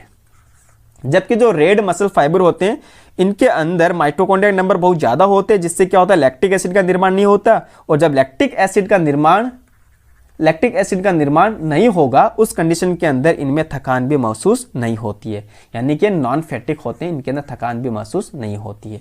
बोलो ये पॉइंट क्लियर हुआ क्या अच्छे से। अब इस पैरा के अंदर नॉर्मली घुमा फिरा के हमको सारी चीजें बस यही बता रखा है, यही हम लोगों को बता रखा है। ठीक है, ऑब्वियस सी बात है, इसके अंदर मायोग्लोबिन होगा तो इसमें O2 की मात्रा बहुत ज्यादा होगी, O2 इसके अंदर भंडारित होते हैं। ठीक है, इसके अंदर O2 भंडारित नहीं होते हैं। ये सारे पॉइंट जब आप इसको रीड आउट करोगे तो आपको बहुत इजी लगेंगे और ये बहुत इजी ही है। ये हम लोगों ने कंप्लीटली इसकी एनालिसिस कर लिया था सार्कोमेयर के बारे में। अब बात करते हैं हम लोग कंकाल तंत्र की। क्या बात करेंगे, कंकाल तंत्र की, और इसको line to line as it is हम लोग पढ़ने वाले हैं। अगर ह्यूमन का स्केलेटन सिस्टम की हम लोग बात करते हैं, जिसके अंदर कितनी बोन होती है, याद रखना 206 इसके अंदर वयस्क मनुष्य 206 इसके अंदर वयस्क मनुष्य के अंदर हड्डियां होती है, बोन्स प्रेजेंट होती है। ये दो टाइप के अंदर इसको हम लोगों ने डिवाइड कर रखा है। एक तो होता है अक्षीय, यानी इसको बोलते हैं एक्सियल। एक तो होता है एक्सियल और एक होता है अपेंडिकुलर। क्या होता है, एक अपेंडिकुलर। एक्सियल जो होता है वो बॉडी के एक्सिस के ऊपर जो बोन होती है उसको हम लोग एक्सियल स्केलेटन बोलते हैं, और जो साइड के अंदर बोन होती है उनको हम लोग क्या बोलते हैं, अपेंडिकुलर स्केलेटन बोलते हैं, जो कि हमारे हाथ पैर बनाते हैं। इतना पॉइंट क्लियर हो गया। ठीक है, तो एक्सियल स्केलेटन के अंदर टोटल बोन कितनी होती है बच्चों, याद रखना 80 यानी 80 होता है, और अपेंडिकुलर के अंदर कितनी होती है, जो रिमेनिंग है कितनी हो गई, 126 बोन इसके अंदर हो गई। कितनी होती है इसके अंदर, 126 बोन होती है। ये पॉइंट क्लियर हो गया, 80 और इसके अंदर 126 बोन होती है। अब इसको रीड आउट करते हैं। तो कंकाल तंत्र होता है, उसमें अस्थियों का एक ढांचा और उपास्थ्य उपस्थित होती है। शरीर की गति में इस तंत्र की महत्वपूर्ण भूमिका होती है। ऑब्वियस सी बात है, चलने, घूमने, दौड़ने, भागने में अंदर इसी का तो रोल होता है। जब बिना जबड़ों के भोजन खाने पड़े और या फिर बिना हाथ पैरों के टहलना पड़े तो क्या ये पॉसिबल है, नहीं भैया, कल्पना भी नहीं कर सकते हम तो। अस्थि और उपास्थि जो होती है वो विशेष प्रकार के संयोज्य उत्तक से मिलकर बना होता है, जिसके अंदर मैट्रिक्स जो होता है उसके अंदर बहुत कम अमाउंट के अंदर होता है और इसके अंदर फाइबर बहुत ज्यादा होते हैं। इसलिए कैसी होती है, कठोर होती है, क्योंकि फाइबर के अंदर क्या प्रेजेंट होते हैं, सॉल्ट वगैरह, लवण वगैरह इसके अंदर प्रेजेंट होते हैं। जबकि बात करते हैं अब उपास्थि की, तो उपास्थि के अंदर जो लवण होते हैं उनके अंदर क्या होते हैं, कॉन्ड्रोइटिन सॉल्ट होते हैं, कॉन्ड्रोइटिन लवण होती है, जिसके कारण जो उपास्थि होती है वो कैसे होती है, अनन्य होती है, प्लाइबल होती है। ठीक है ना। मनुष्य के अंदर 206 हड्डियां होती है और कुछ उपास्थियां होती है। बात करते हैं इसके अंदर बोन को हमने दो पार्ट में डिवाइड कर रखा है, एक तो एक्सियल स्केलेटन यानी अक्षीय कंकाल, एक होता है उपांगीय यानी कि अपेंडिकुलर स्केलेटन। जो एक्सियल स्केलेटन होता है उसके अंदर हम लोग 80 अस्थियां पढ़ेंगे, ओके, जिसमें क्या क्या आता है, अपना करोटी वाला पार्ट होता है, करोटी यानी स्कल वाला पार्ट हो गया, ठीक है। दूसरा आता है मेरुदंड जिसको हम लोग क्या बोलते हैं, वर्टिब्रल कॉलम बोलते हैं। और थर्ड आता है स्टर्नम जिसको हम लोग उरोस्थी बोलते हैं। ओके, इतना पॉइंट क्लियर हो गया, ठीक है। देन आता है पसलिया, पसलिया भी किसका पार्ट होता है, अक्षय कंकाल का ही पार्ट होता है। इतना पॉइंट क्लियर हो गया, ठीक है। अब बात करते हैं वन बाय वन इनका। तो पहले बात करते हैं करोटी यानी स्कल। तो करोटी के अंदर क्या आता है, ध्यान समझना, एक तो आता है क्रेनियल होता है और दूसरा आता है फेशियल बोल। एक तो क्रेनियल बोल होता है, दूसरा फेशियल। क्रेनियल कितने होते हैं बच्चों याद रखना, 8 बोन होती है। फेशियल कितने होते हैं, 14 बोन होती है। इनका जो टोटल योग करेंगे वो कितना हो गया, 22 यानी कि 22 हो गया। वहीं अगर बात करते हैं कपालीय अस्थियों की जो 8 संख्या होती है, ये मस्तिष्क के लिए कठोर रक्षक आवरण का निर्माण करती है, जिससे हमारी जो ब्रेन होती है उसको ये प्रोटेक्शन देने का काम करता है। वहीं अगर फेशियल बोन की बात करें तो वो कितनी होती है, 14 होते हैं। याद रखना कितनी होती है, वो 14 होती है।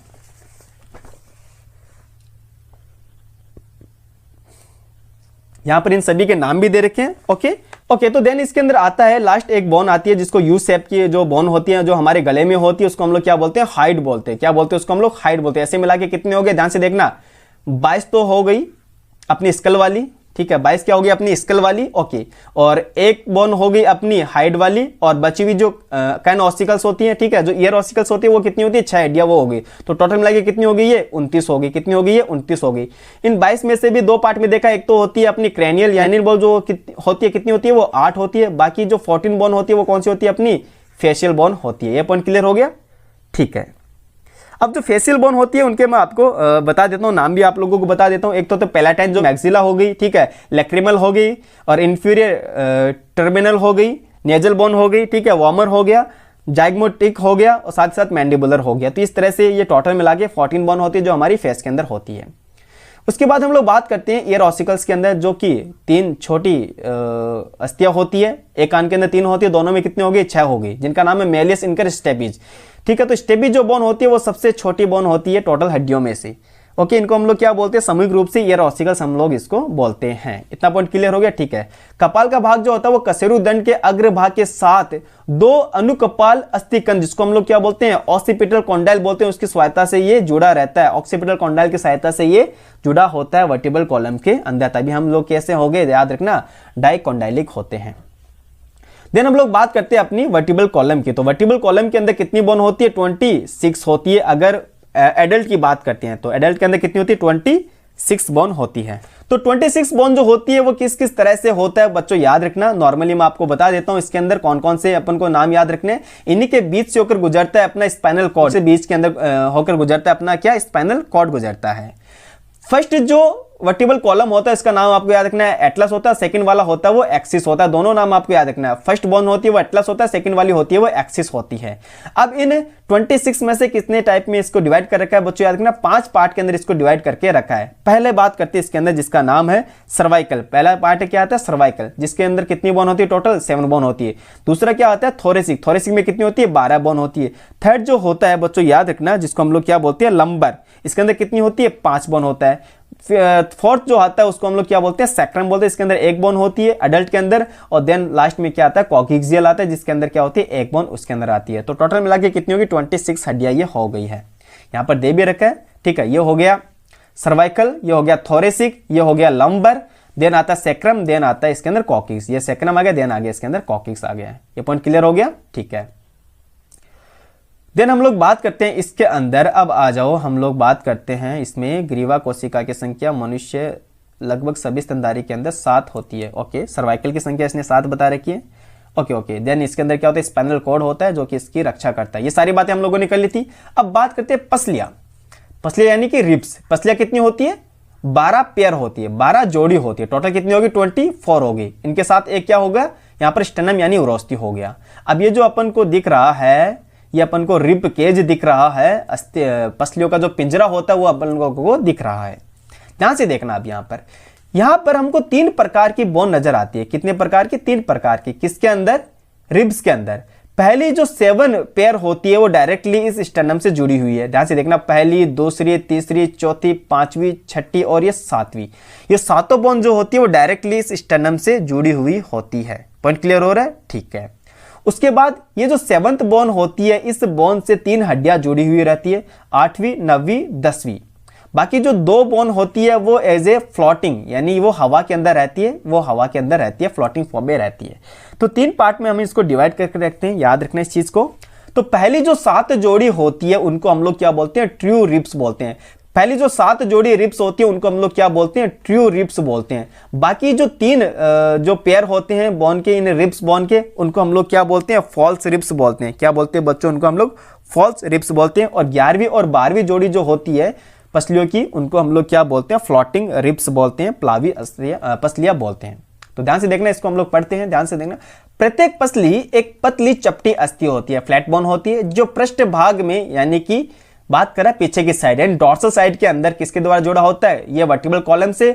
और जो वेंट्रल साइड होता है वो किसके द्वारा जुड़ा होता है, अपने स्टेनम के साथ में ये जुड़ी हुई होती है। इतना पॉइंट क्लियर हो गया, ठीक है।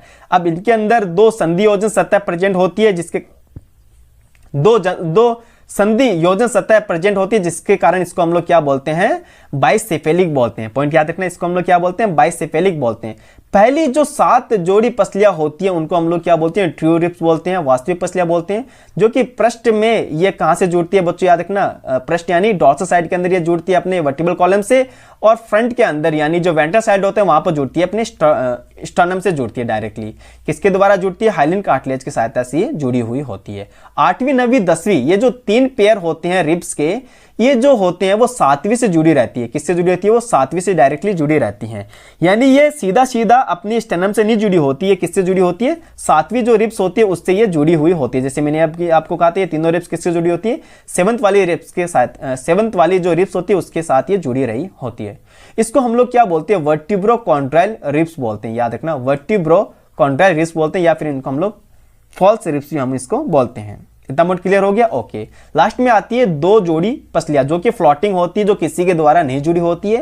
यानी डॉर्सल साइड से ये अपने वर्टिब्रल कॉलम से निकलती तो है, लेकिन ये फ्रंट के अंदर यानी वेंट्रल साइड में किसी से भी नहीं जुड़ी होती, उनको हम लोग क्या बोलते हैं, फ्लोटिंग रिब्स बोलते हैं। ये पॉइंट क्लियर हो गया, ठीक है। ये सभी रिब्स मिलकर क्या करती है, अपना जो पसली पंजर होता है उसका ये निर्माण करती है, रिब केज का ये निर्माण करती है।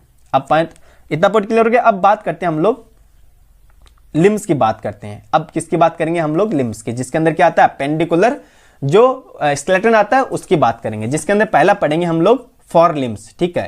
तो इसके अंदर बात करते हैं तो बच्चों याद रखना, हर एक लिम्स के अंदर हर एक यानी जैसे अपना एक हाथ हो गया उसमें 30 अस्थि यानी 30 बोन पाई जाती है। अगर मैं एक भुजा की बात करता हूं, अगर मैं अपना एक लिम्स यानी हाथ की बात करता हूं, हैंड की बात करता हूं, वैसे इसको हैंड नहीं बोलते, कंप्लीट इसको लिम्ब बोलते हैं। क्या बोलते हैं इसको हम लोग, लिम्ब बोलते हैं, ठीक है। तो लिम्ब के अंदर देखें तो वहां पर हमको मिलेगा तो ह्यूमरस। ह्यूमरस कितना होता है, 1 होता है। रेडियस अल्ना 2 ये हो गए, ठीक है, ये हो गया ह्यूमरस हो गया। 2 हो गए क्या, देखो 1 ह्यूमरस हो गया, 2 रेडियस अल्ना हो गया। इनको हम लोग बोलते हैं कार्पस। ये कितने होते हैं, 8 बोन होते हैं। इनको हम लोग बोलते हैं मेटाकार्पस, जो कि पाम बनाते हैं, अपनी हथेली बनाते हैं, कितने होते हैं, 5 होते हैं। और ये होते हैं फ्लैंजेस, जो कितने होते हैं, 14 होते हैं। इनको काउंट करो, 1 2 8 5 14, टोटल काउंट करोगे तो कितनी हो जाएगी, 30 हो जाएगी। कहने का मतलब अपने एक हाथ के अंदर कितनी हड्डियां होती है, एक लिम्स के अंदर कितनी हड्डियां होती है, 30 हड्डियां होती है। तो ध्यान से समझना, इनको हम लोग वापस से पढ़ते हैं। देखना, कार्पल जो होते हैं कलाई की अस्थि होती है, जिसके अंदर कितने होते हैं, 8 बोन होती है। मेटाकार्पस जो होती है हथेली की अस्थि होती है, इसको हम लोग क्या बोलते हैं, मेटाकार्पस जो होती है उसकी संख्या कितनी होती है, 5 होती है। फ्लैंजेस के अंदर कितनी होती है, 14 होती है, 14 होती है। अब बात करते हैं हम लोग अपने पैर की, यानी जो हाइंड लिम्ब होते हैं उनकी बात करते हैं। तो इसके अंदर बात करें तो एक हस्ती आती है फीमर, एक आती है फीमर, एक आती है पटेला जो कि अपने घुटने की यानी नी बोन होती है। देन आता है 2 टिबिया फिबुला, ठीक है, ये एक ही है बच्चों, एक ही है। 2 आते हैं टिबिया फिबुला। टार्सल जो होती है वो कितनी होती है, 7 होती है। मेटाटार्सल कितनी होती है, 5 होती है। और फ्लैंजेस कितनी होती है, 14 यानी 14 होती है। चलो इनको वापस से रीड आउट कर लेते हैं अच्छे से। ध्यान से देखना, अपने फीमर यानी इसको हम लोग उरु अस्थि भी बोलते हैं, जो सबसे लंबी होती है अपनी हड्डियों में से, वो कितनी होती है, 1 होती है। देन आता है टिबिया फिबुला, ये कितनी हो गई, दोनों है ना, टिबिया फिबुला, एक टिबिया और एक फिबुला है। देन आता है टार्सल, ये कितनी होती है, टखने की अस्थि होती है, जो कितनी होती है, 7 होती है। मेटाटार्सल कितनी होती है, 5 होती है। और जो फ्लैंजेस होती है वो कितनी होती है, 14 होती है। एक रह गया कौन सा, पटेला, जो घुटने का होता है, उसकी संख्या कितनी होती है, उसकी भी 1 होती है। अब बात करते हैं हम लोग पेल्विक ग्रिडल एंड पेक्टोरल ग्रिडल की, ठीक है। अंश मेखला और श्रोणि मेखला की हम लोग अब बात करते हैं। तो बच्चों याद रखना, अंश मेखला जो होती है उसके अंदर 4 अस्थियां होती है। अंश मेखला में कितनी होती है, 4 अस्थियां होती है। जबकि श्रोणि मेखला जो होती है उसके अंदर होती है 2 अस्थियां। श्रोणि में 2 होती है, अंश में कितनी होती है, 4। 4 भी कैसे होती है, ध्यान से देखना, 2 तो होती है अपनी स्पेकुलम बनाता है, ठीक है, और 2 होती है क्लेविकल। 2 तो होती है क्लेविकल और 2 होती है स्केपुला, सॉरी स्केपुला बोलते हैं, 2 स्केपुला हो गया और 2 होती है क्लेविकल। ध्यान से समझना, देखते हैं। प्रत्येक मेखला के अंदर दो अर्धभाग होते हैं। अंश मेखला के प्रत्येक अर्धभाग के अंदर एक तो क्लेविकल होती है और एक स्केपुला होगी। ठीक है, एक अर्ध में पूछा तो एक क्लेविकल एक स्केपुला, टोटल कितनी है? दो क्लेविकल हो गया और दो ही क्या है? स्केपुला हो गया है। इतना पॉइंट क्लियर हो गया? ठीक है। अब ये जो स्केपुला होता है ये इसकी स्थिति बता रखा है जो हम लोगों को याद रखना है। स्केपुला जो होता है वो पृष्ठभाग यानी कि डॉर्सल साइड के अंदर उपस्थित होता है। कहां से कहां तक? दूसरे से लेके सातवीं जो रिब होती है, पसली होती है, उसके बीच में ये प्रेजेंट होता है, जो कि चपटी अस्थि होती है और ये ट्राइगोनल यानी त्रिभुजाकार बोन होती है। पॉइंट याद रखना अच्छे से ये। उसके बाद स्केपुला की जो पश्च पार्ट होता है, पश्च यानी कि जो डॉर्सल साइड होता है, वहां पर चपटे त्रिभुजाकार भाग के अंदर एक उभार पाया जाता है जिसको हम लोग क्या बोलते हैं? एक्रोमीन बोलते हैं। बच्चों याद रखना, इसको हम लोग क्या बोलते हैं? एक्रोमीन बोलते हैं। पॉइंट याद रखना इसको अच्छे से। ठीक है। क्लेविकल जो होता है वो इसी एक्रोमीन के साथ में जुड़ता है। क्लेविकल इसी एक्रोमीन के साथ में स्केपुला से जुड़ता है। एक्रोमीन के नीचे एक और होता है, एक कैविटी होती है, इसको हम लोग बोलते हैं ग्लिनोइड कैविटी। ये पॉइंट आपको याद रखना है। इसको मैं थोड़ा रफ करके अलग से दिखा रहा हूं आपको। ग्लिनोइड कैविटी याद रखना, इसको क्या बोलते हैं? Glenoid cavity.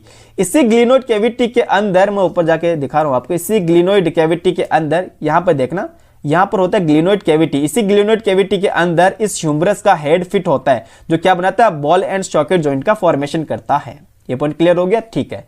उसके बाद देखो इसने लिखा भी है कि ह्यूमरस के शीर्ष के साथ कंधों के जो जोड़ होता है वो बनाने का काम करता है। जो कौन सा जॉइंट बनाता है? बॉल एंड सॉकेट जॉइंट बनाता है। प्रत्येक क्लेविकल जो होता है वो एक लंबी पतली अस्थि होती है जिसमें दो वक्र पाए जाते हैं, दो कर्व पाए जाते हैं। इस अस्थि को हम लोग बोलते हैं, बच्चों याद रखना, कॉलर बोन बोलते हैं। क्या बोलते हैं इसको हम लोग? कॉलर बोन बोलते हैं। इसी को हम लोग ब्यूटी बोन भी बोलते हैं। याद रखना, इसको हम लोग क्या बोलते हैं? ब्यूटी बोन भी बोलते हैं। अब बात करते हैं पेल्विक रेडल। ठीक है, श्रोणी मेखला की बात करते हैं। तो पेल्विक रेडल के अंदर दो ही अस्थियां पाई जाती है जिसके अंदर एक अस्थि जो होती है वो तीन अस्थि के फ्यूजन से बनती है। ध्यान रखना, तीन अस्थि के फ्यूजन से बनती है। तीनों अस्थि कौन से? Ilium, ischium, pubis. तीन अस्थि के जुड़ने से एक बोन बनती है। ठीक है, तो एक बोन लेफ्ट साइड होगा तो एक बोन राइट साइड होगा। तो बच्चों याद रखना, तीन अस्थि कौन कौन से? इलियम, इशियम, प्यूबिस के द्वारा जुड़ने के बाद ये बनती है। इतना पॉइंट क्लियर हो गया? ठीक है। इन अस्थियों के संयोजन स्थल के ऊपर एक और कैविटी प्रेजेंट होती है, इसका नाम होता है एसिटाबुलम कैविटी। इसी एसिटाबुलम कैविटी के अंदर फीमर का जो हेड होता है वो इसके अंदर प्रेजेंट होता है और यह भी बॉल एंड सॉकेट जॉइंट का निर्माण करता है। पॉइंट क्लियर हुआ इतना? ठीक है, ये आपको याद रखना है। अब जो दोनों संधि होती है, जो दोनों बोन होती है, बच्चों याद रखना, दोनों बोन कौन सी? एक बोन तो ये वाली जो इलियम, इशियम, प्यूबिस होती है, ये वाली, एक इसके साइड में आएगा ऐसी की ऐसी। दोनों ही यहां पर प्यूबिस सिम्फाइसिस के द्वारा जुड़ी होते हैं। प्यूबिस सिम्फाइसिस जो होते हैं वो एक एज ए कार्टिलेजिनियस जॉइंट बनाता है प्यूबिस सिम्फाइसिस, जिसके अंदर हल्का सा मूवमेंट देखने को हम लोगों को मिलता है। ये आपको याद रखना है, प्यूबिस सिम्फाइसिस। देन हम लोग बात करते हैं अब इसके अंदर जॉइंट्स यानी कि संधियां की बात करेंगे। संधि यानी जॉइंट्स की बात करने वाले। संधियां या फिर जोड़ हर प्रकार की गति के लिए आवश्यक होती है, जिसमें शरीर की अस्थियां सहयोगी होती है, यानी बोन जो इसके अंदर होती है वो उसका भी सहयोग होता है। चलन गति भी इसका अपवाद नहीं है, यानी हम जब चल रहे हैं ऑब्वियस सी बात है उन संधियों के द्वारा ही चल रहे हैं। जॉइंट है तभी तो हम लोग चल रहे हैं, यानी जॉइंट के मूवमेंट से हम लोग चल रहे हैं। जोड़ संधियों अथवा एक अस्थि एवं एक उपास्थि के बीच का संधि स्थल है। जोड़ जो होता है वो अस्थियों हो सकता है, अस्थियों का हो सकता है, या अस्थि उपास्थि का हो सकता है। अब मैं इसके अंदर बताता हूं, अस्थि यानी बोन टू बोन जो जॉइंट होता है उसको हम लोग क्या बोलते हैं बच्चों? याद रखना, लिगामेंट बोलते हैं। क्या बोलते हैं? लिगामेंट। अगर बोन टू मसल्स होता है, यानी बोन और मसल्स के बीच का जो जॉइंट होता है उसको हम लोग क्या बोलते हैं? टेंडन बोलते हैं। ये पॉइंट आपको याद रखना अच्छे से, ठीक है? ओके, देन हम लोग बात करते हैं इसके अंदर तीन टाइप के हम लोगों को जोड़ यानी कि संधि पढ़ने को मिलेगी, जॉइंट पढ़ने को मिलेगा। एक होता है फाइब्रस जॉइंट, एक होता है कार्टिलेजिनियस जॉइंट और थर्ड आता है साइनोवियल जॉइंट, जो कि वेरी वेरी इंपॉर्टेंट है। पहले बात करते हैं फाइब्रस जॉइंट की बात करते हैं। तो जो फाइब्रस जॉइंट होता है इसके अंदर किसी भी प्रकार की मूवमेंट या किसी भी प्रकार की गति देखने को नहीं मिलता। याद रखना, फाइब्रस जॉइंट जो होता है इसके अंदर किसी भी प्रकार का मूवमेंट या गति देखने को नहीं मिलता है। ये जो जोड़ होता है वो कहां पे प्रेजेंट होता है? अपने कपाल की अस्थि के अंदर प्रेजेंट होता है, जिसको हम लोग क्या बोलते हैं? सूचर बोलते हैं, सीवन बोलते हैं। ये पॉइंट क्लियर हो गया? ठीक है। देन दूसरा जो जॉइंट आता है उसको हम लोग बोलते हैं कार्टिलेजिनियस जॉइंट, जिसको हम लोग बोलते हैं उपास्थि युक्त जोड़ यानी संधि बोलते हैं।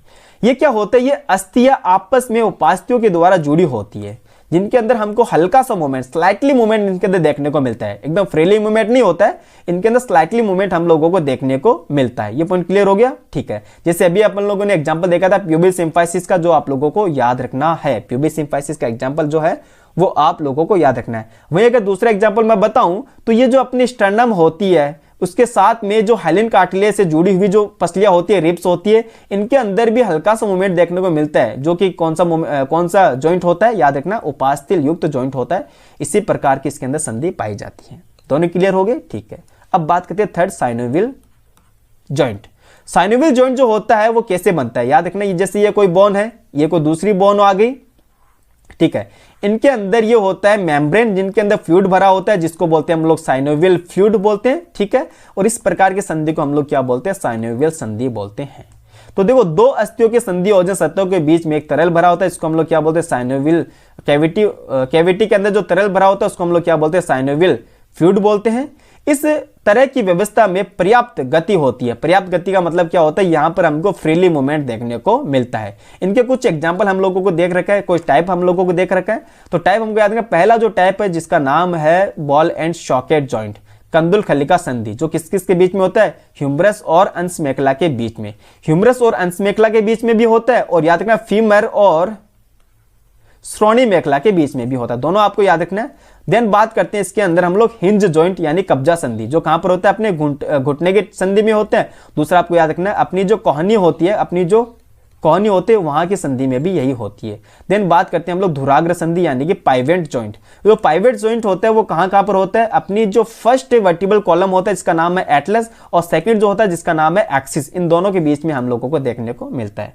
देन आता है ग्लाइडिंग जो जॉइंट रहता है, विसर्पी संधि होती है, वो ये कहां पर प्रेजेंट होती है बच्चों, याद रखना, ये कार्पल्स के बीच में प्रेजेंट होती है, अपने कार्पल्स के बीच में ये प्रेजेंट होती है। देन आता है सैडल जॉइंट, जो अपने अंगूठे की होती है। इस सैडल जॉइंट को हम लोग क्या बोलते हैं, incomplete ball and socket joint भी बोलते हैं, जो अंगूठे के कार्पल और मेटाकार्पल के बीच में होती है। ये कुछ इसके एग्जांपल्स हो गए जो आप लोगों को याद रखना है। अब बात करते हैं इससे संबंधित कुछ डिजीज यानी कुछ डिसऑर्डर की बात करते हैं। पहला जो डिसऑर्डर है बच्चों याद रखना, उसका नाम है माइस्थेनिया ग्रेविस। ये एक प्रकार का स्व प्रतिरक्षा विकार होता है बच्चों, याद रखना, ये ऑटोनॉमिक डिसऑर्डर होता है जो कि तंत्रिका पेशी संधि को प्रभावित करता है, जिससे क्या होता है आप लोगों को पता है कि इसके अंदर जो होता है वो पैरालिसिस हो जाता है, जिससे कमजोरी और कंकाल पेशियों का पक्षघात यानी कि हो सकता है उसके अंदर पैरालिसिस भी हो जाए। इतना बहुत क्लियर हो गया, ठीक है। देन हम लोग बात करते हैं मस्कुलर डिस्ट्रॉफी की बात करते हैं। इसके अंदर क्या होता है, कंकाल पेशी का अनुक्रमण होना स्टार्ट हो जाता है। अनुक्रमण का मतलब क्या होता है बच्चों, ध्यान से समझना। इसके अंदर पेशी जो होती है वो लगातार कमजोर होती रहती है, पेशी जो होती है वो लगातार इसके अंदर कमजोर होती जाती है। देन हम लोग बात करते हैं, इसको हम लोग इंग्लिश में बोलते हैं टीटेनी। इंग्लिश में क्या बोलते हैं इसको हम लोग, टीटेनी।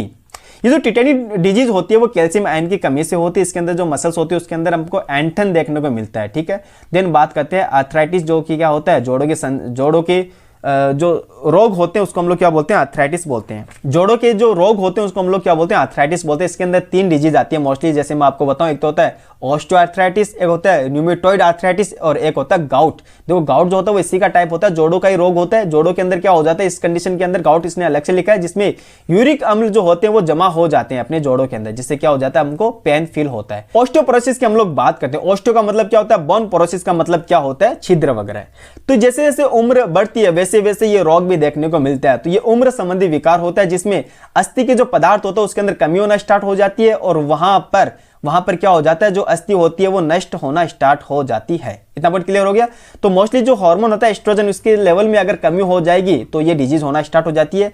और याद रखना, एक हार्मोन और होता है पीटीएच। जब पीटीएच हार्मोन की अधिकता होती है तब भी हमको ऑस्टियोपोरोसिस देखने को मिलता है। ओके, तो ये हो गया अपना कंप्लीट चैप्टर, जिसका नाम था movement and locomotion. I hope कि आपने बहुत अच्छे से इसको कवर किया होगा, आपने इस चैप्टर को अच्छे से समझा होगा। मैंने अपनी पूरी कोशिश की है आप लोगों को अच्छे से एक्सप्लेन करने की, आप लोगों को अच्छे से समझाने की। आई होप आप लोगों को अच्छे से समझ में आ भी गया होगा। तो मिलते हैं हम लोग नेक्स्ट लेक्चर के अंदर, तब तक के लिए thank you so much, bye bye, take care, have a good day.